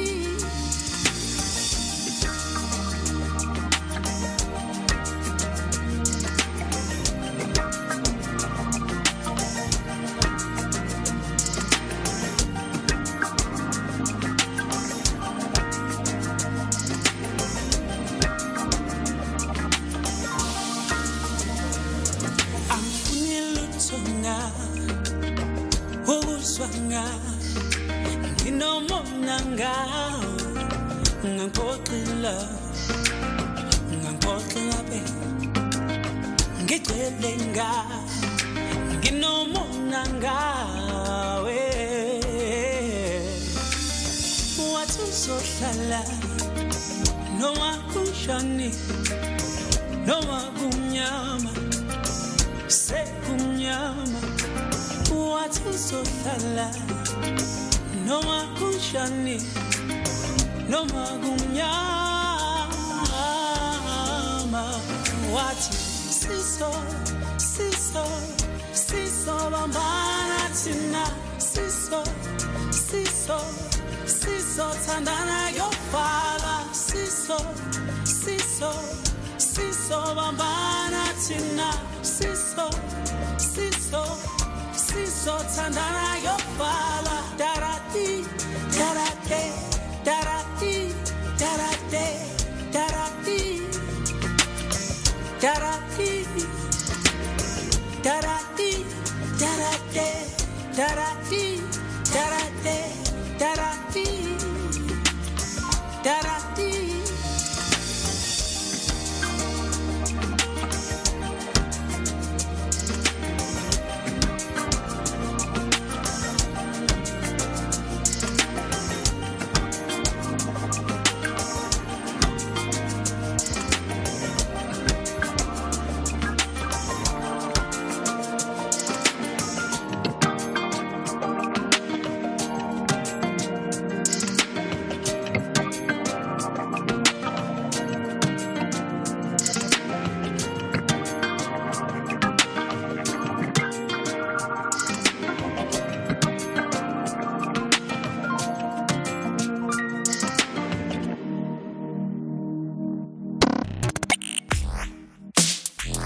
Let's have the conversation. WhatsApp voice notes on 0614 104 107. Wow, how's Cathy? The name says it all. You know, the guy is a prayer warrior, how's Cathy, and he's very patient. You know, from all those things that he went through to join Legend, he's still humble. I love you, man. I love you, man. Shout out to you, man. Hello, Cathy. Speaking to Soyama and King Williamstown. I'm listening to your show. I just saw on Facebook now that Umtandazo is from Kofimvava, Katyana. I didn't know that. Can you please share with us the background of his growing up, Kofimvava, if Ukulelepa, he grew up that side? I love his music. What I love most about his music is seeing the kids singing along with the music. How does that makes him feel seeing kids singing along with his on his song? Morning again, Cathy. Listening to that is like I'm listening to Jabu Kanyile. Is that what inspired him or motivated him to play the kind of music that he's playing? All right, thanks for some of those WhatsApp voice notes that have started coming through. Of course, I'll also take your calls on 086 000 2032 is the number to dial. You can send more of those WhatsApp voice notes from Tandazo on 0614 104 107. So, Tandazo, those are the questions from our listeners. I think I remember just a few.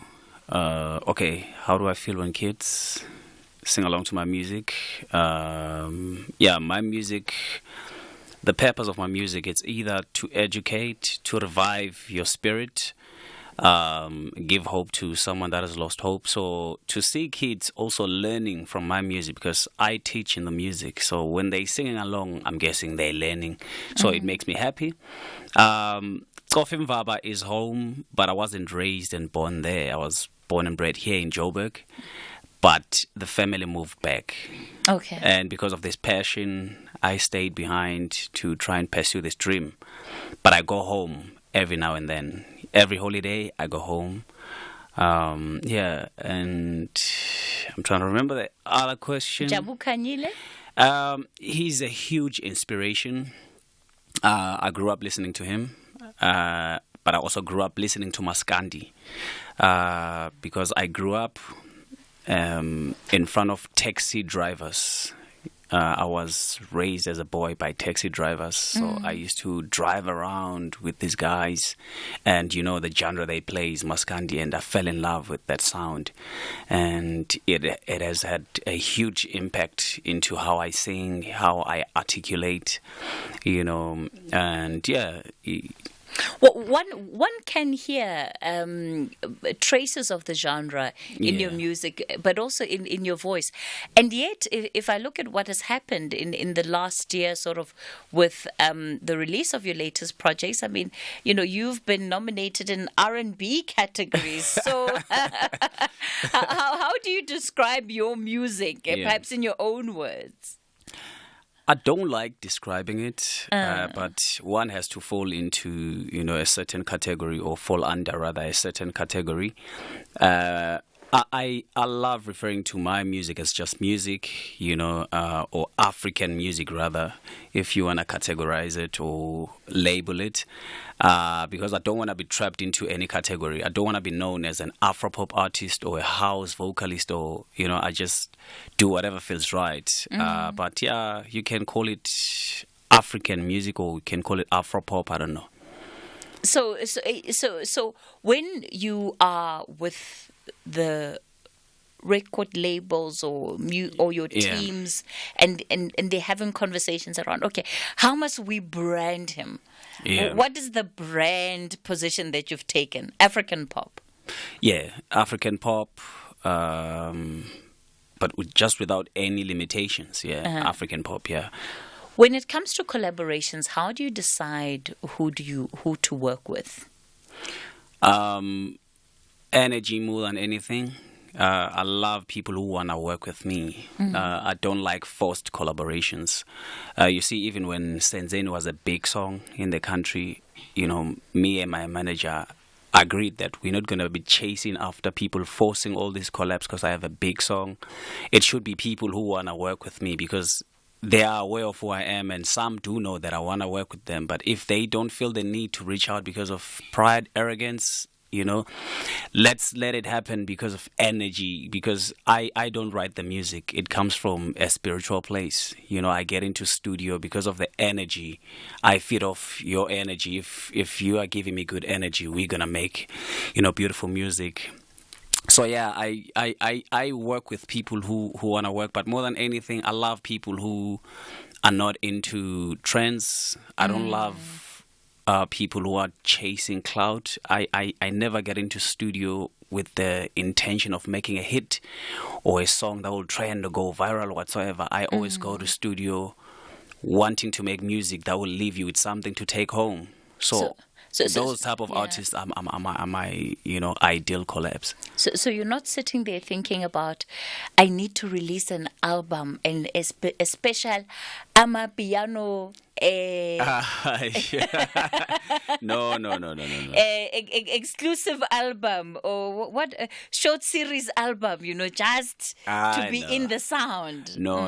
And that's also why I do not have any pressure in this industry. Even when I don't get that much recognition. It doesn't really offend me. It doesn't really, I'm like, I'm in the right lane. This is what I want to do. I feel like I've achieved most of what I want to achieve because, like I said, the main purpose for me is to touch the people at home, people who are going to be telling me that my music is having this and that impact in their lives. That for me is an achievement. We've got one such listener on the line, but I wonder if the team is ready to help me do this. Can we play a bit of that song that Denzel just absolutely loves? Because he's on the line and we're going to be speaking to him in a moment. Before we get into Denzel and what he has to say, of course, we start off the show with a song.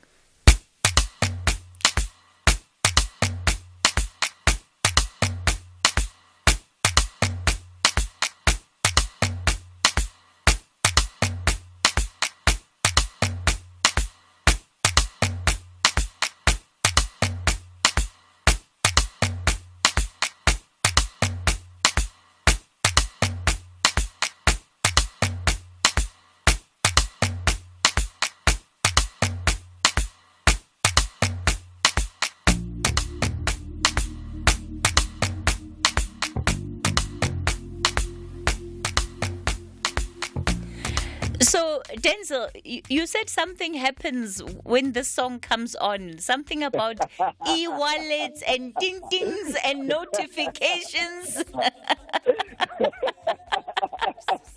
Good morning, Timos. Good morning. Good morning, Denzel. Cathy, Timos, when my money reflects, when the bank says cut, I say, didn't pay, stop pay, stop pay. My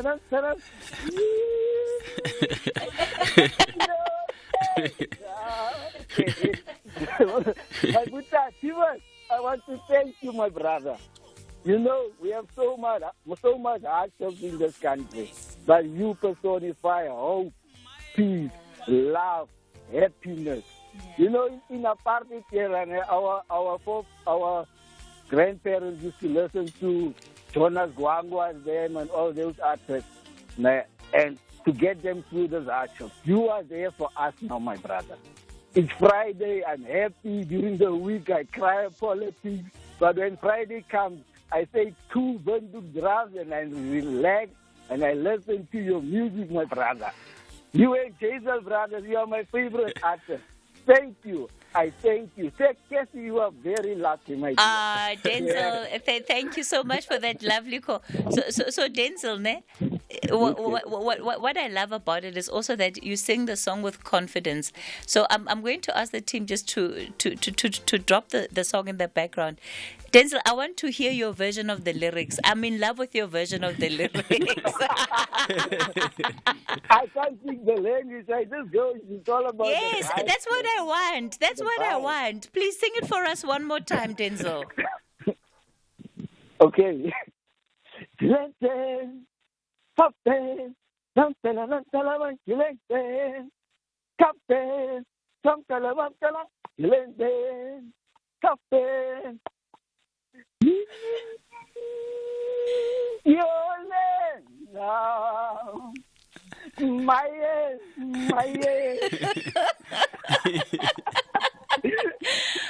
Denzel, that was absolutely beautiful. Absolutely beautiful.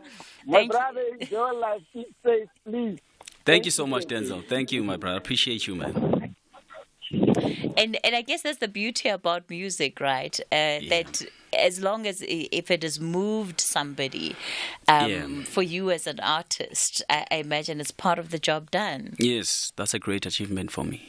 Yeah. So last year was a big year for you. Into You did so well. You were nominated in the Metros in a number of categories, and just your career just seems to have lifted into the next level. How would you describe it? I'm so happy. It is a good thing, to see that your work is being appreciated. These awards are just more of a token of appreciation, for the work that we put into this craft. So I am happy to be nominated, and I wish that this is the time now where I take one home, because I've been getting nominations. This is the 5th nomination. This is the 5th overall nomination. Now I'm talking Metros and Summers, for me, and I haven't taken anything home.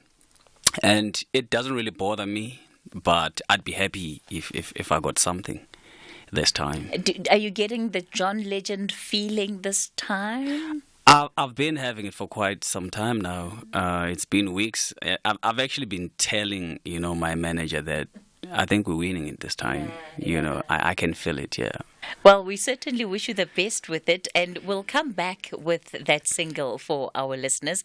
Our Friday wind-down guest is Mthandazo Gatsha. We'll continue the conversation with him shortly. Of course, we'll also be back with some of the voice notes that you're sending through. The Royal Club says victory on home soil is non-negotiable, but Ghanaian outfit Dreams FC can smell maximum points as a dream come true. The capital of Egypt faces the capital of Ghana. This is the first leg of the Total Energies CAF Confederation Cup semi-final. Catch Zamalek Sporting Club up against Dreams FC live on SABC Sport on DTT Channel 4 this Sunday, 21 April at 6 p.m. Also available on SABC Plus and SABCSport.com. Hashtag We Love It Here. Proudly brought to you by SABC Sport. For the love of the game. The Friday Wind Down. Kick off your weekend the right way.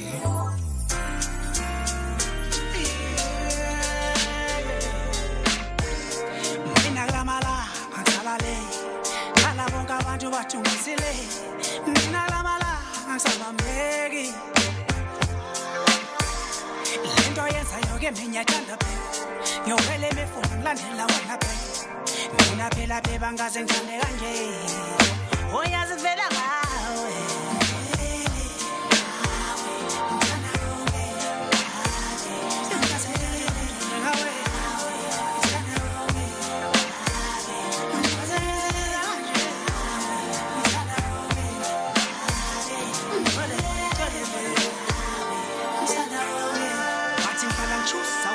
Kushoma kushwa bangane bami ayaya nyakuswa mina nyabuswa mina kungani ngekudlale nami we ayaya mabebe ngikuthanda lufanele uma nginawe ngiphelele hliziyo yami ichulisekile oh baby ngawe ngiyatwana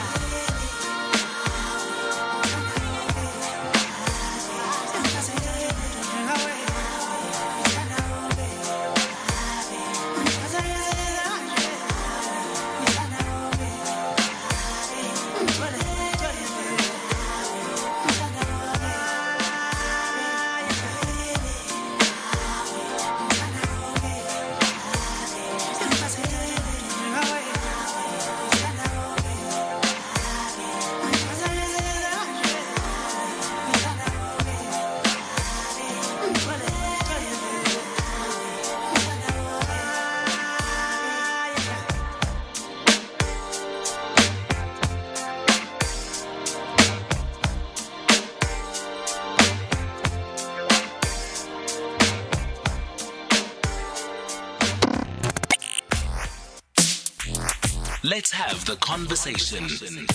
WhatsApp voice notes on 0614 104 107.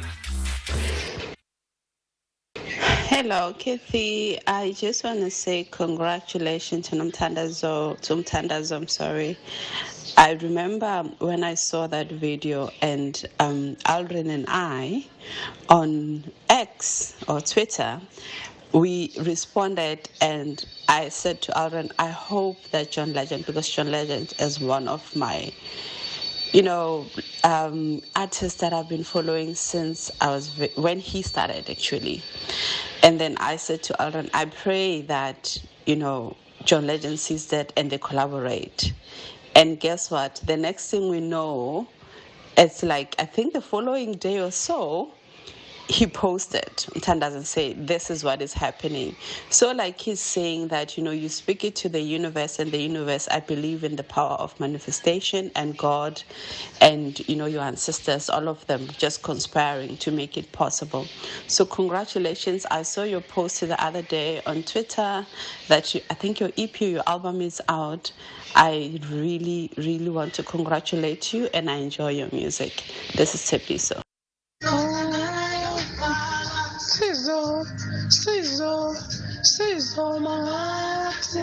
Oh, Cathy, Mohlahlana. Hey, man, hey, it's possible, eh? It's possible. You just hearing him tell you the story gives me goosebumps. It's possible. People, your dreams are valid. Like, 10 years is not a joke, guys. It's possible. Wonderful musician, man. Sizo pambana tina, sizo pambana tina, kumnyama emakasana, sizo dalali, ayayo. Sis Cathy, happy Friday and your guest. You are playing the good music. It's Percy in Matlosana. Thank you for the great show and your team. Oh gosh. Yeah, I never know what to expect from you guys. Mthandazo, how does it feel? Just hearing people appreciate you and the music and just how inspiring your story is. Yeah, I'm really happy. I mean, this music comes from a very genuine place, and to see it being appreciated so much, it makes me really happy. It fulfills me, yeah. Okay, so this year we're hoping is going to be the year that you take home the first award, the first big award anyway. Yeah. So let's talk about what people can do to support you in your nomination on the Metros, and also just where people who want to come out to support you can, some of the shows that you might be part of. Yeah. So people can vote by dialing star 120 star 45787.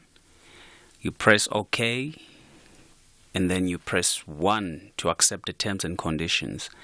And then instead of scrolling down with those zeros, just press 18. It'll take you to my category, and you'll see I'm number 4. That will be Best R&B. And yeah, also people who are interested in watching me perform live today, I have a free show. It's actually R1.50 to get in at the Reef Hotel in Johannesburg. So R1.50 gets you in. The aim is to vote. That R1.50, we're going to use it towards your vote for me to win the award.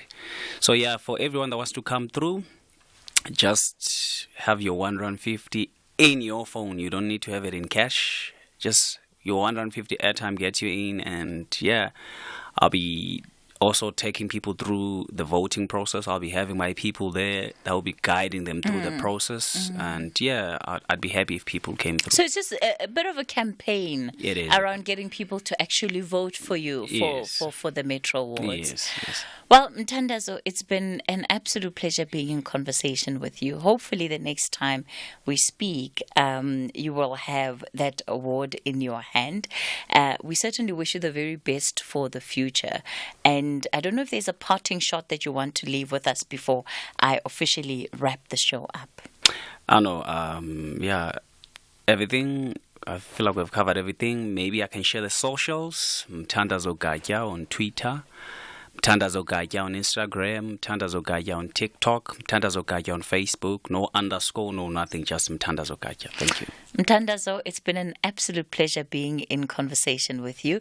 To our listeners, it's been a great week. Thank you all for tuning in, and always a pleasure to wrap it up in the best way that we know how, really appreciating some of the best that South Africa has to offer in the arts. So on that note, that's where I'll leave it on the talking point, but I'm going to leave you with the sounds of Mthandazo.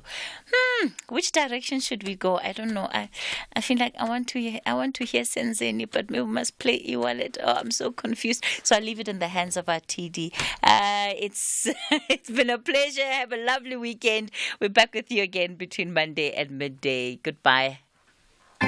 Celebrating our music heritage right here on the Friday Wind Down.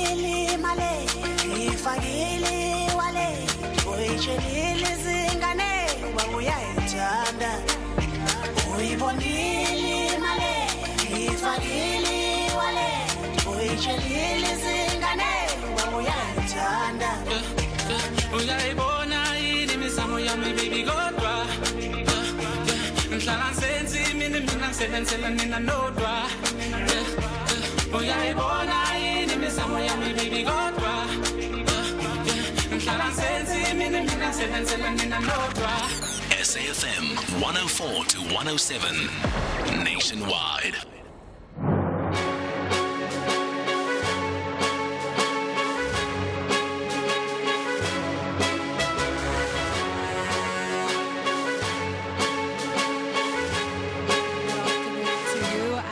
Welcome to KwaZulu-Natal. This is the special elections broadcast.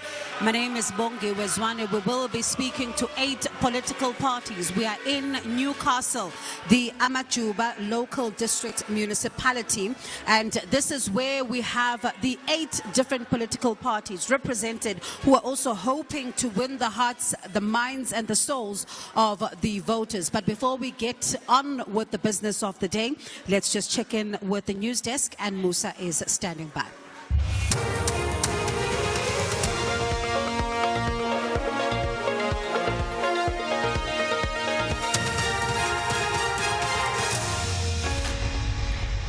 Thanks, Bongi. In our top stories, Limpopo crash victims identified and Luke Fleur's murder accused case postponed.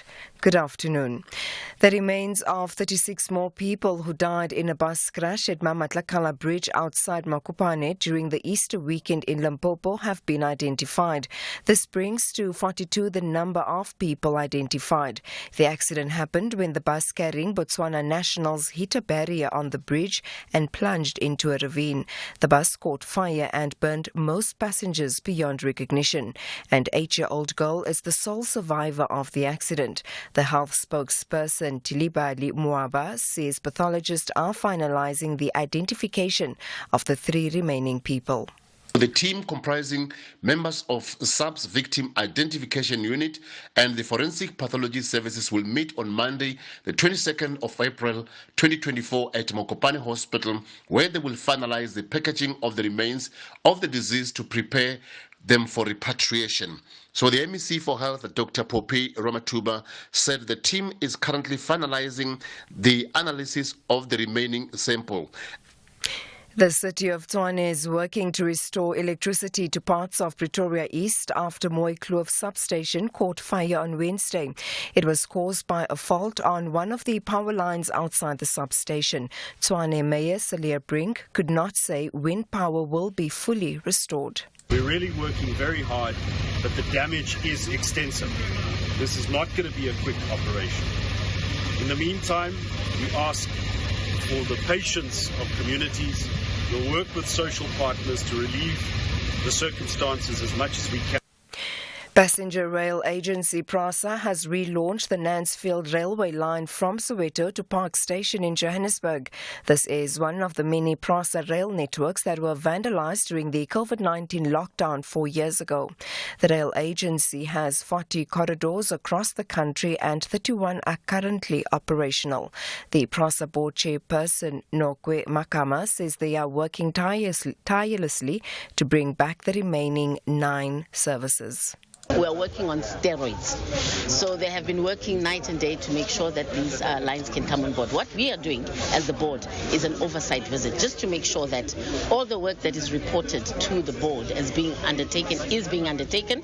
And secondly, we are interacting with the commuters to understand from the commuters what is their feeling and give the feedback to PRASA to say this is what we feel about the Police have welcomed 14 life sentences imposed on 2 gang members in the High Court in Cape Town for a mass murder in Khayelitsha.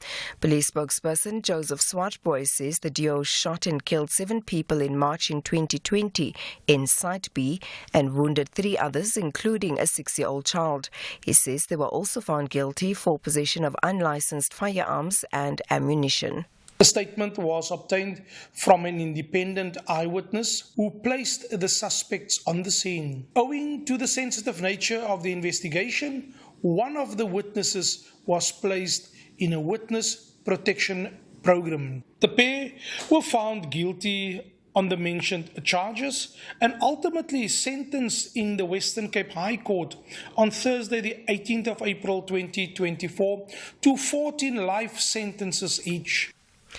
The case against 6 men accused of the hijacking and murder of Kaizer Chiefs defender Luke Fleurs has been postponed to next Thursday. The accused appeared briefly in the Roodepoort Magistrates Court west of Johannesburg. They face charges of murder, robbery and defeating the ends of justice. They have secured legal representation from the Legal Aid Board.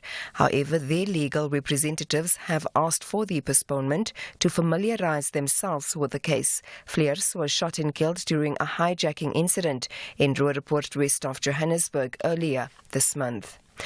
And finally, Kenya has begun 3 days of national mourning for the Chief of Defence and 9 other senior officers killed in a helicopter crash yesterday. The aircraft carrying General Francis Ugala went down shortly after takeoff in a remote area in the northwestern Kenya. 2 passengers survived. Recapping the top story, the remains of 36 more people who died in a bus crash at Mamatlakala Bridge outside Mokopane during the Easter weekend in Limpopo have been identified. For SAFM News, I am Anne Musa. Update at noon, midday to 1 p.m. Thank you very much, Anne. She's back at 1 o'clock with the latest news. We are in KwaZulu-Natal. My name is Bongi Wezwane, hosting the special elections broadcast, and these are 8 political parties who are represented in this room here. Their supporters are also gathered here, and we will then begin with some of the introductions here as to who is forming part of our panel. The ANC is represented by Hlengiwe Mavimbela, a member of the provincial legislature. The Economic Freedom Fighters, Sbusiso Sizani, the regional chairperson of Amajuba. The Democratic Alliance, Chris Papas, premier candidate, IFP, Inkosi Ntando Yenkosi Shabalala, KZN's deputy chairperson. Action SA, Zwagele Mngwango, who's also the party's premier candidate. Rise Mzansi, Nonkululeko Hlongwane Mhlongo, premier candidate as well. ABC, Dr. Makosi Koza, deputy president of the party. The ATM, Ndumiso Mvula, he's the ATM's national chairperson for Youth League. The MK party is represented by Stembiso Makubane, who is representing the political party. All right, as you can hear, some of the members of the political parties here clapping. It's quite packed here as we are at the town hall in Newcastle. And this special broadcast, of course, looking at the province of KwaZulu-Natal. This is a province where we've not only seen political killings, but there's also been the construction mafia. There's also been concerns even around service delivery. We've seen the floods. We've seen some of the people who are complaining about the state of the eThekwini municipality, for example. So a lot to talk about, a lot to get through. But as we start the show, we're going to have some ground rules, quite important for our candidates to note that as we begin the debate, I will give you 2 minutes to make your opening remarks. As you make your opening remarks, you're signaling to the voters why they should vote for you. If we get to the 2-minute mark, you are not done, we cut you off and move on to the next political party. I will give you a signal when it's about 30 seconds to go, so you start winding down your thoughts. The floor will also be open to the audience to be able to ask questions. So as you are asking your questions, do note that you can ask any of the political parties who are represented here your questions.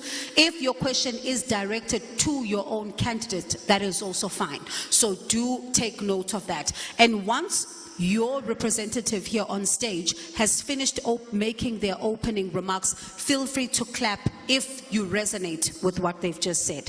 Also at the same time, please note we do have participation from our audience who are watching us on the SABC YouTube channel. We are also live on that platform as well. But you can also be part of our conversation. For you who is at home, you can send us your voice notes on 082-692-3909, 082-692-3909. We'll also be playing them during the course of the show. If you are on social media at SABC News Radio, you can then find us under the hashtag SABC News Debate. SABC News Debate. And just a quick note to the marshals who are representing different political parties, Please, we are asking for respect as much as we possibly can and tolerance to make sure that we are able to have a productive debate and we exercise as much tolerance as possible. So we're going to be beginning then with our opening remarks. I will start with the ATM's Ndumiso Vula. Ndumiso, your 2 minutes starts now.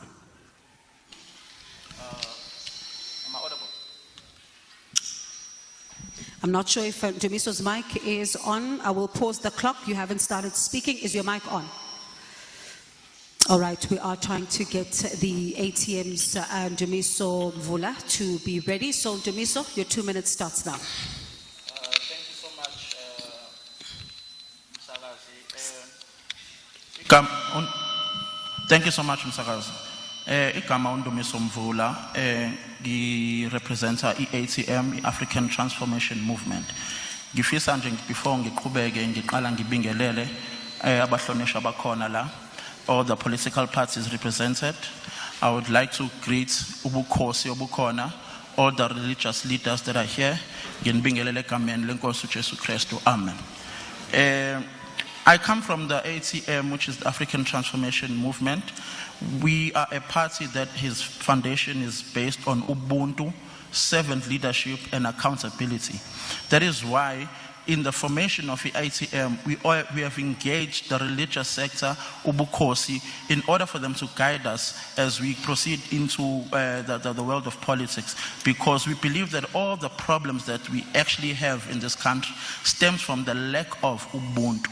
Once we introduce Ubuntu back, most of the challenges we have will be eliminated. Thank you so much. All right, just before we move on to Umkhonto Wesizwe Party, I'm going to ask us to take a short break and then we'll continue. Getting more money into your pockets has never been this simple and exciting. With SABC's new Simple Watch and Win game show, you can get more Zaga in your pockets. Catch more Zaga every weekday on SABC1 at 9 p.m. You could win your share of 50,000 Rand. All you have to do to win is give the correct answer for the day. Just dial star 120 star 332# to register and play. The cost is R1.50 per minute. You could win big with more Zaga. Only on SABC1. USM Alger and RSB Pekane will demonstrate what a North African derby looks like. Who are the real heroes of the North between the Algerians and the Moroccans? This is the first leg of the Total Energies CAF Confederation Cup semi-final. USM Alger versus RSB Pekane.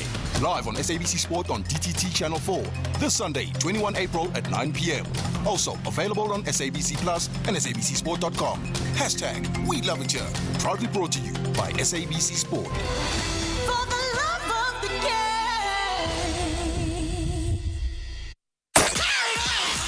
Attention to all music lovers. The highly anticipated Metro FM Music Awards are finally here. Y'all ready? Purchase your tickets to gain access to the awards ceremony and the live concert happening on the 27th of April 2024 at Mbombela Stadium, Mpumalanga. Yo, we about to have some fun in here. You can now secure your tickets from 300 Rand at www.computicket.co.za. Yeah, man, this is a big night. With a star-studded lineup of DJs and live performances, don't miss your chance to be part of this unforgettable celebration of talent and music excellence. Come on, Mbombela, come through. Let's do this. Hashtag MMA24, Black to the Future. Metro FM, it's where you want to be. The Tunisian red and yellow outfit want to smile out of the field of play to emphasize why they are also called the smiling one. But Masandawana believe there's a humongous reason why they are Bafana Bastyle. This is the first leg of the Total Energies CAF Champions League semi-final. Experience the exhilaration of African football. ES Tunis FC tackles Mamelodi Sundowns FC. Live on SABC Sport on DTT Channel 4 and SABC 3. This Saturday, 20 April at 8:30 p.m. Also available on SABC Plus and SABCSport.com. Hashtag We Love It Here. Proudly brought to you by SABC Sport. For the love of the game.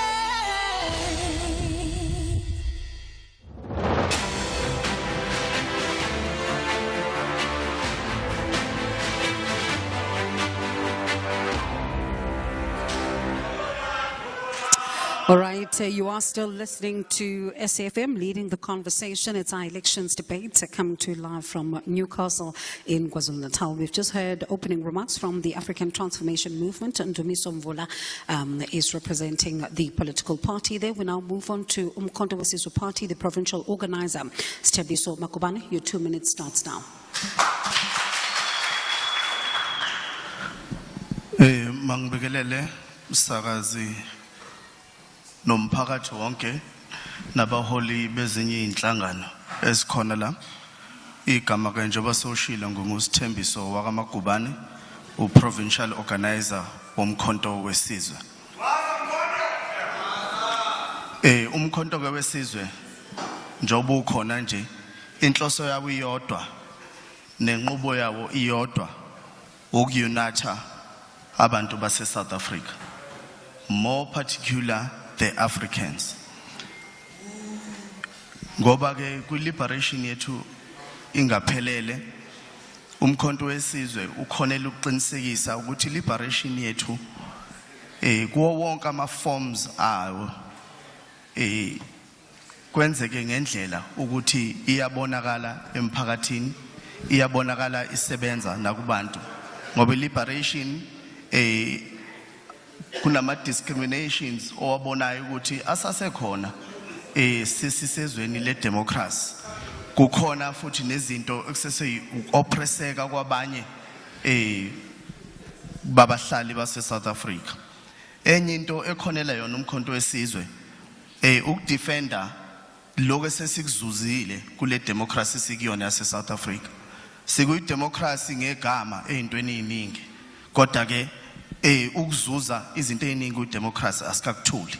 So umkhonto weSizwe ukhonela nokupromote i-economy ukuthi mayingene kuzo zonke izinhlaka zabantu, either umnyama umhlophe noma unjani, i-economy uyizo uyibone, nokulwa ke ne-injustice ukuthi kukhona izinto esizibonayo njengomkhonto weSizwe ukuthi uma uyibeka nje ohlelweni lokuthi ziyalinganiswa yini kwabanye, especially makuziwa kumthetho sisekele nokwenza. All right, your 2 minutes is up.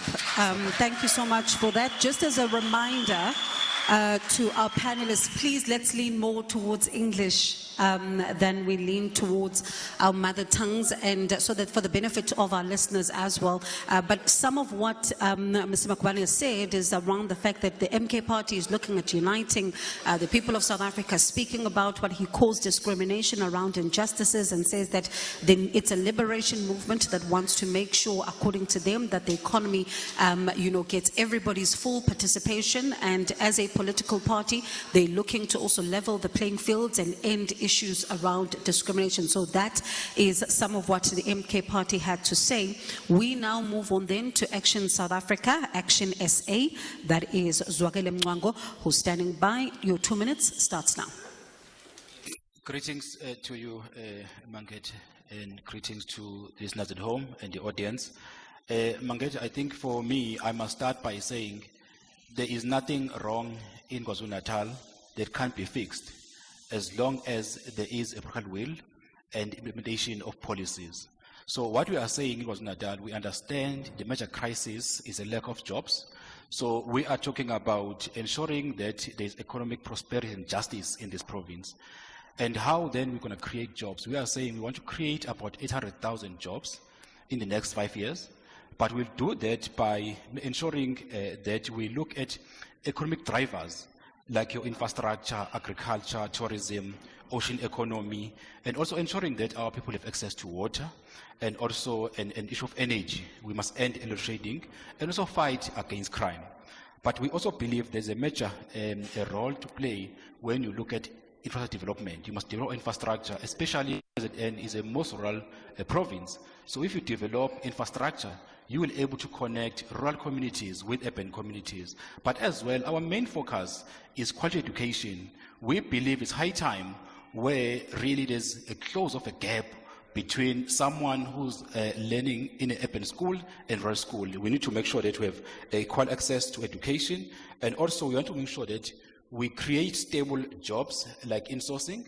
We want to make sure that our people are exploited by government departments, we end exploitation, but also we want to focus on the issue of illegal immigration in our province. We need to put together a unit that involves border management, home affairs, as well as SAPS and local municipalities to ensure that we end illegal immigration that take over our economy in our province. We must end the situation where our spaza shops have been taken by illegal foreigners in our province. Your time is up. Thank you very much for that. We move on to Rise Mzansi's Nonkululeko Hlongwane Mhlongo, who's the Premier candidate. Your 2 minutes starts now. Thank you so much. Gibingelele to everyone who is here in the room, as well as the listeners. Again, my name is Nonkululeko Hlongwane Mhlongo, the Premier candidate for Rise Mzansi. Rise Mzansi launched on the 19th of April 2023, so today is actually our first year birthday. Let me take this time to thank our volunteers, our field organizers, the leaders, as well as Impagati who have received us. Siyabonga kakhulu for your insights. Our vision at Rise Mzansi is to build a safe, a prosperous, a equal, a united South Africa in one generation. And how we define a generation in our sense is 20 to 25 years. It's 30 years of democracy in 2024, and every single community we go into, people say it was better during the apartheid system. At least we had housing, at least we had opportunities to work. And this is what communities say, because again, their leaders have let them down in terms of their communities. So as a Rise Mzansi, part of our work and part of the things that we do is we center dignity. When we speak about housing, it has to be houses that have dignity. When we speak about jobs, it has to be jobs that have dignity, not just to 2,000 rand that people get paid. But in addition to that, we found it very important for us to center the family unit as a way of working, and we have 6 pillars, one of them being centering family and community well-being. So every single issue we speak about affects the family, because if you can't solve for family issues, then it becomes difficult for you to address community and the issues that the countries face. So every single time we co-create solutions with communities, we find out what it is that's important for them, and we begin to co-create policy that speaks to those issues. We need new leaders in this province, and the leaders will be found in Rise Mzansi. All right. Thank you very much for that. And we now move to the IFP's Inkosi Shabalala, who's the Deputy Chairperson in KwaZulu-Natal. Thank you very much, Mangete, and greetings to the audience at large. I'm here to represent the IFP that has demonstrated its ability to deliver services to the people. It is the very same IFP that built teacher training colleges of education throughout the province of KwaZulu-Natal, as well as universities. The IFP that I'm representing today is the one that has championed the establishment of Itala Bank that has assisted our poor people. It is the very same IFP that I represent that has established more than 6,000 classrooms for our learners to get education. It is the very same IFP that handled the clean governance while it was in control of the KwaZulu-Natal. Oh, thank you. Should I start afresh? No, go ahead. So I was just referring to the IFP that I'm representing, which is the one that has handled the clean governance while it was in charge of KwaZulu-Natal province. You have no reason not to trust us. Just trust us. We are working for you as the IFP. You have no reason not to vote IFP. IFP is here to stay and is here to do work for you. Our experience speaks volume. We are capable as the IFP. We are going to change this province of KwaZulu-Natal. Thank you. All right, thank you very much. We now go to the ABC's Dr. Makosi Koza. She's the Deputy President of the party. Your 2 minutes starts now. Nina Besilo. The South African natives must come first. The current configuration of South Africa and constitution work in favor of everyone else except for the South African native and their kingdoms. The South African natives are divided and invisible in their multitude of presence. The South African native is obliterated linguistically, culturally, economically, and psychologically. Economic opportunities and university posts are going to minorities and foreigners. We did not fight for just democracy. We fought for economic prosperity. We fought for the restoration of our human dignity, our land, Foreigners enjoy more protection than the poor and the unemployed in South Africa.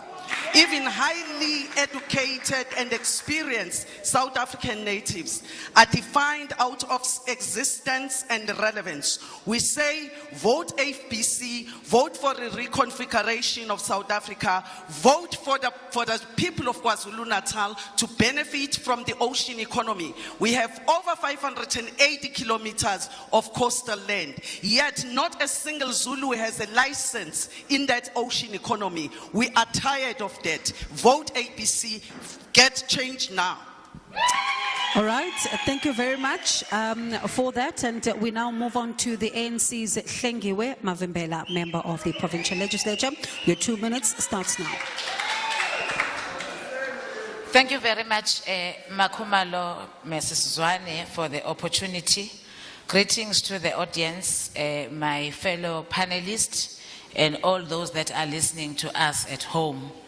I am representing the African National Congress. This year we are celebrating 30 years of democracy because of the African National Congress. As we are